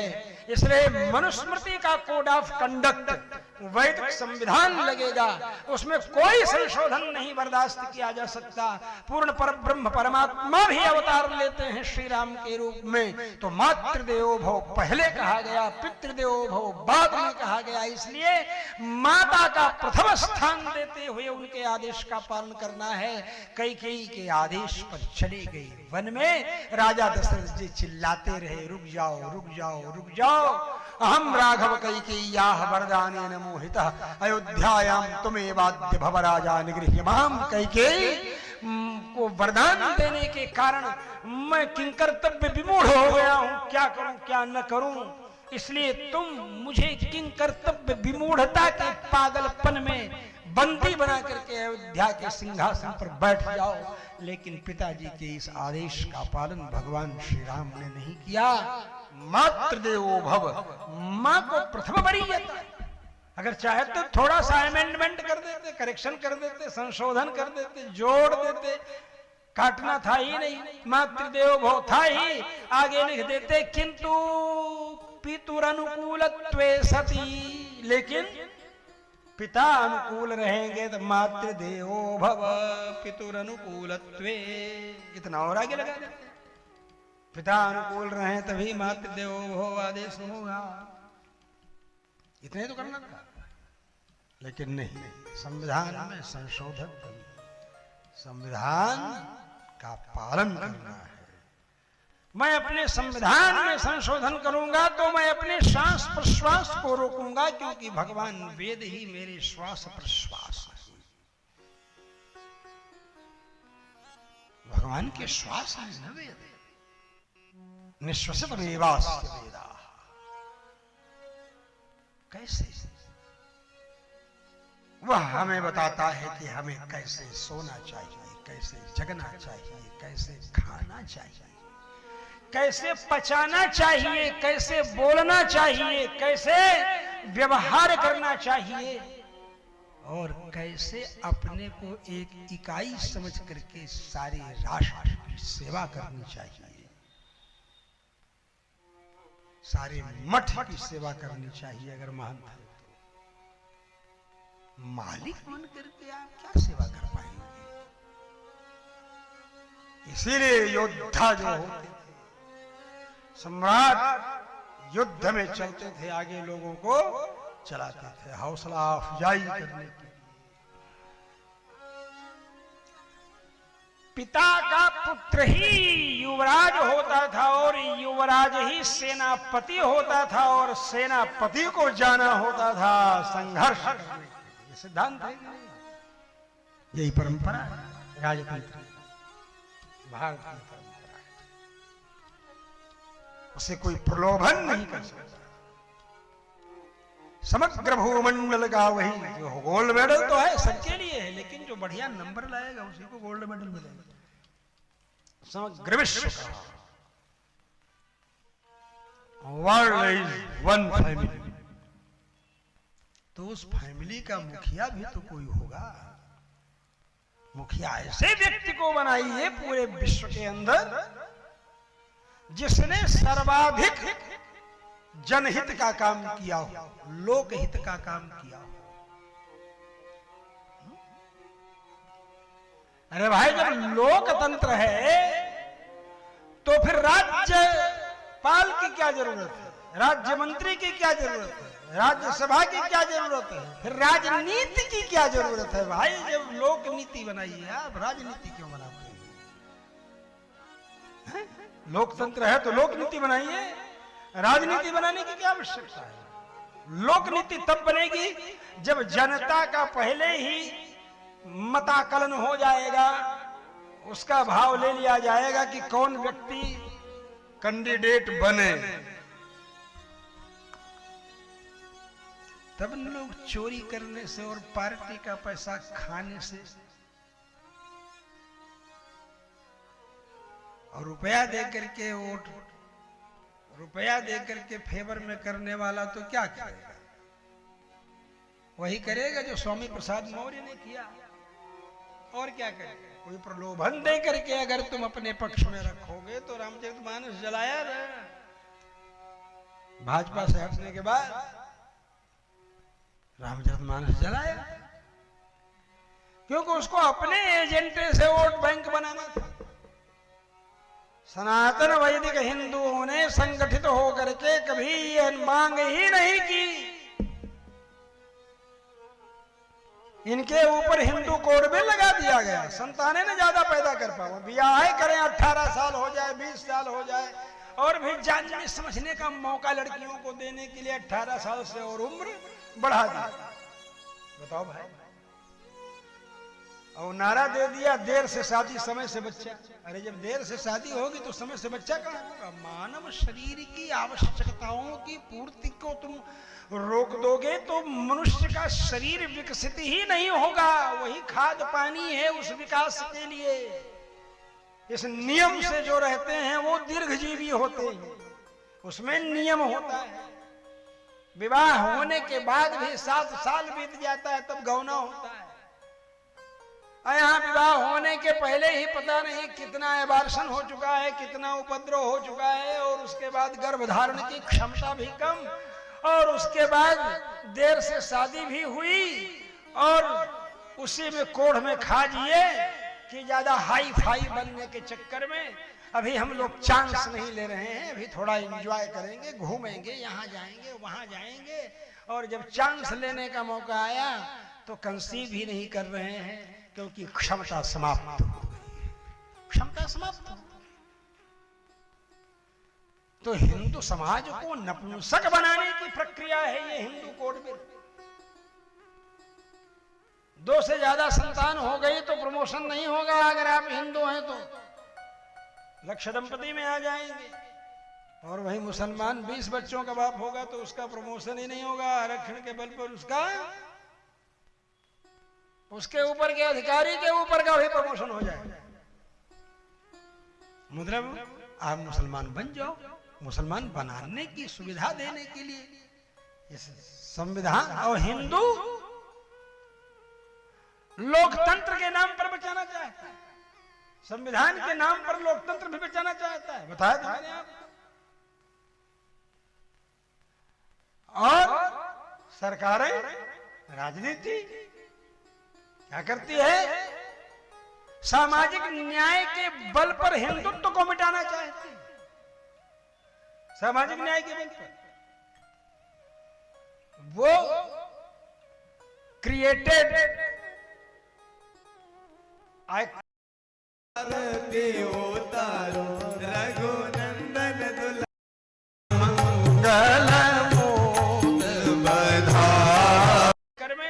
अभी हम लोग चांस नहीं ले रहे हैं, अभी थोड़ा एंजॉय करेंगे, घूमेंगे, यहाँ जाएंगे वहां जाएंगे, और जब चांस लेने का मौका आया तो कंसीव भी नहीं कर रहे हैं, क्योंकि क्षमता समाप्त हो गई, क्षमता समाप्त हो। भूसुता है तो भूसुता के साथ भगवान श्री राम, चारों भाइयों का विवाह होता है। भगवान श्री राम विदा करा करके यहाँ ले आते हैं अयोध्या में, और जब से आए हैं तब से नित नव मंगल मोद बधाई। जब से राम ब्याही घर आए, जब से राम ब्याही घर आए, नित नव मंगल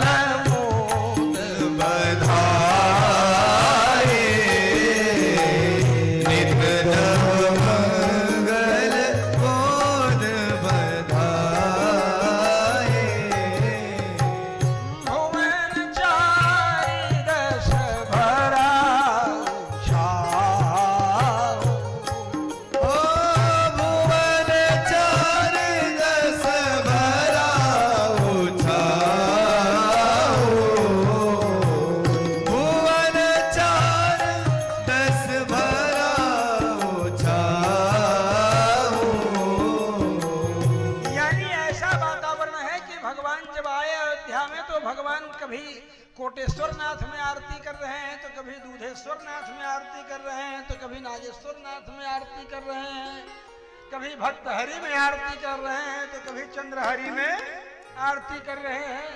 ऐसे आरती करते हुए हमारे कैलाश नारायण भांगड़िया जी को आरती का थाल दीजिए, आरती करें। आइए, इस उत्साह के साथ भगवान श्री राम दुल्हा और जानकी जी दुल्हन बनकर के अयोध्या में जब चले, मिथिला नगरिया तो निहाल हो ही गई थी, लेकिन अयोध्या भी निहाल हो गई जब कुल देवताओं का, ग्राम देवताओं का पूजन करने के लिए देने लगे। इसलिए इसी वातावरण के साथ आप सब लोग भगवान की आरती करें, जबकि भगवान राम अयोध्या के तीर्थों की आरती करने के लिए यत्र तत्र की यात्रा करें। हरि ओम मा चंद्रमा मानसो जातचक्षुः सूर्यो अजायत श्रोत्राद्वायुश्च प्राणश्च मुखादग्निरजायत दृश्यते लक्ष्मी च पत्न्यावहोरात्रे पार्श्वे नक्षत्राणि रूपमश्विनो व्यात्तम् मयि खान सर्वलोकं मयि खान। जय श्रीमन्नारायण जय श्रीमन्नारायण जय श्रीमन्नारायण जय जय जय जय श्रीमन्नारायण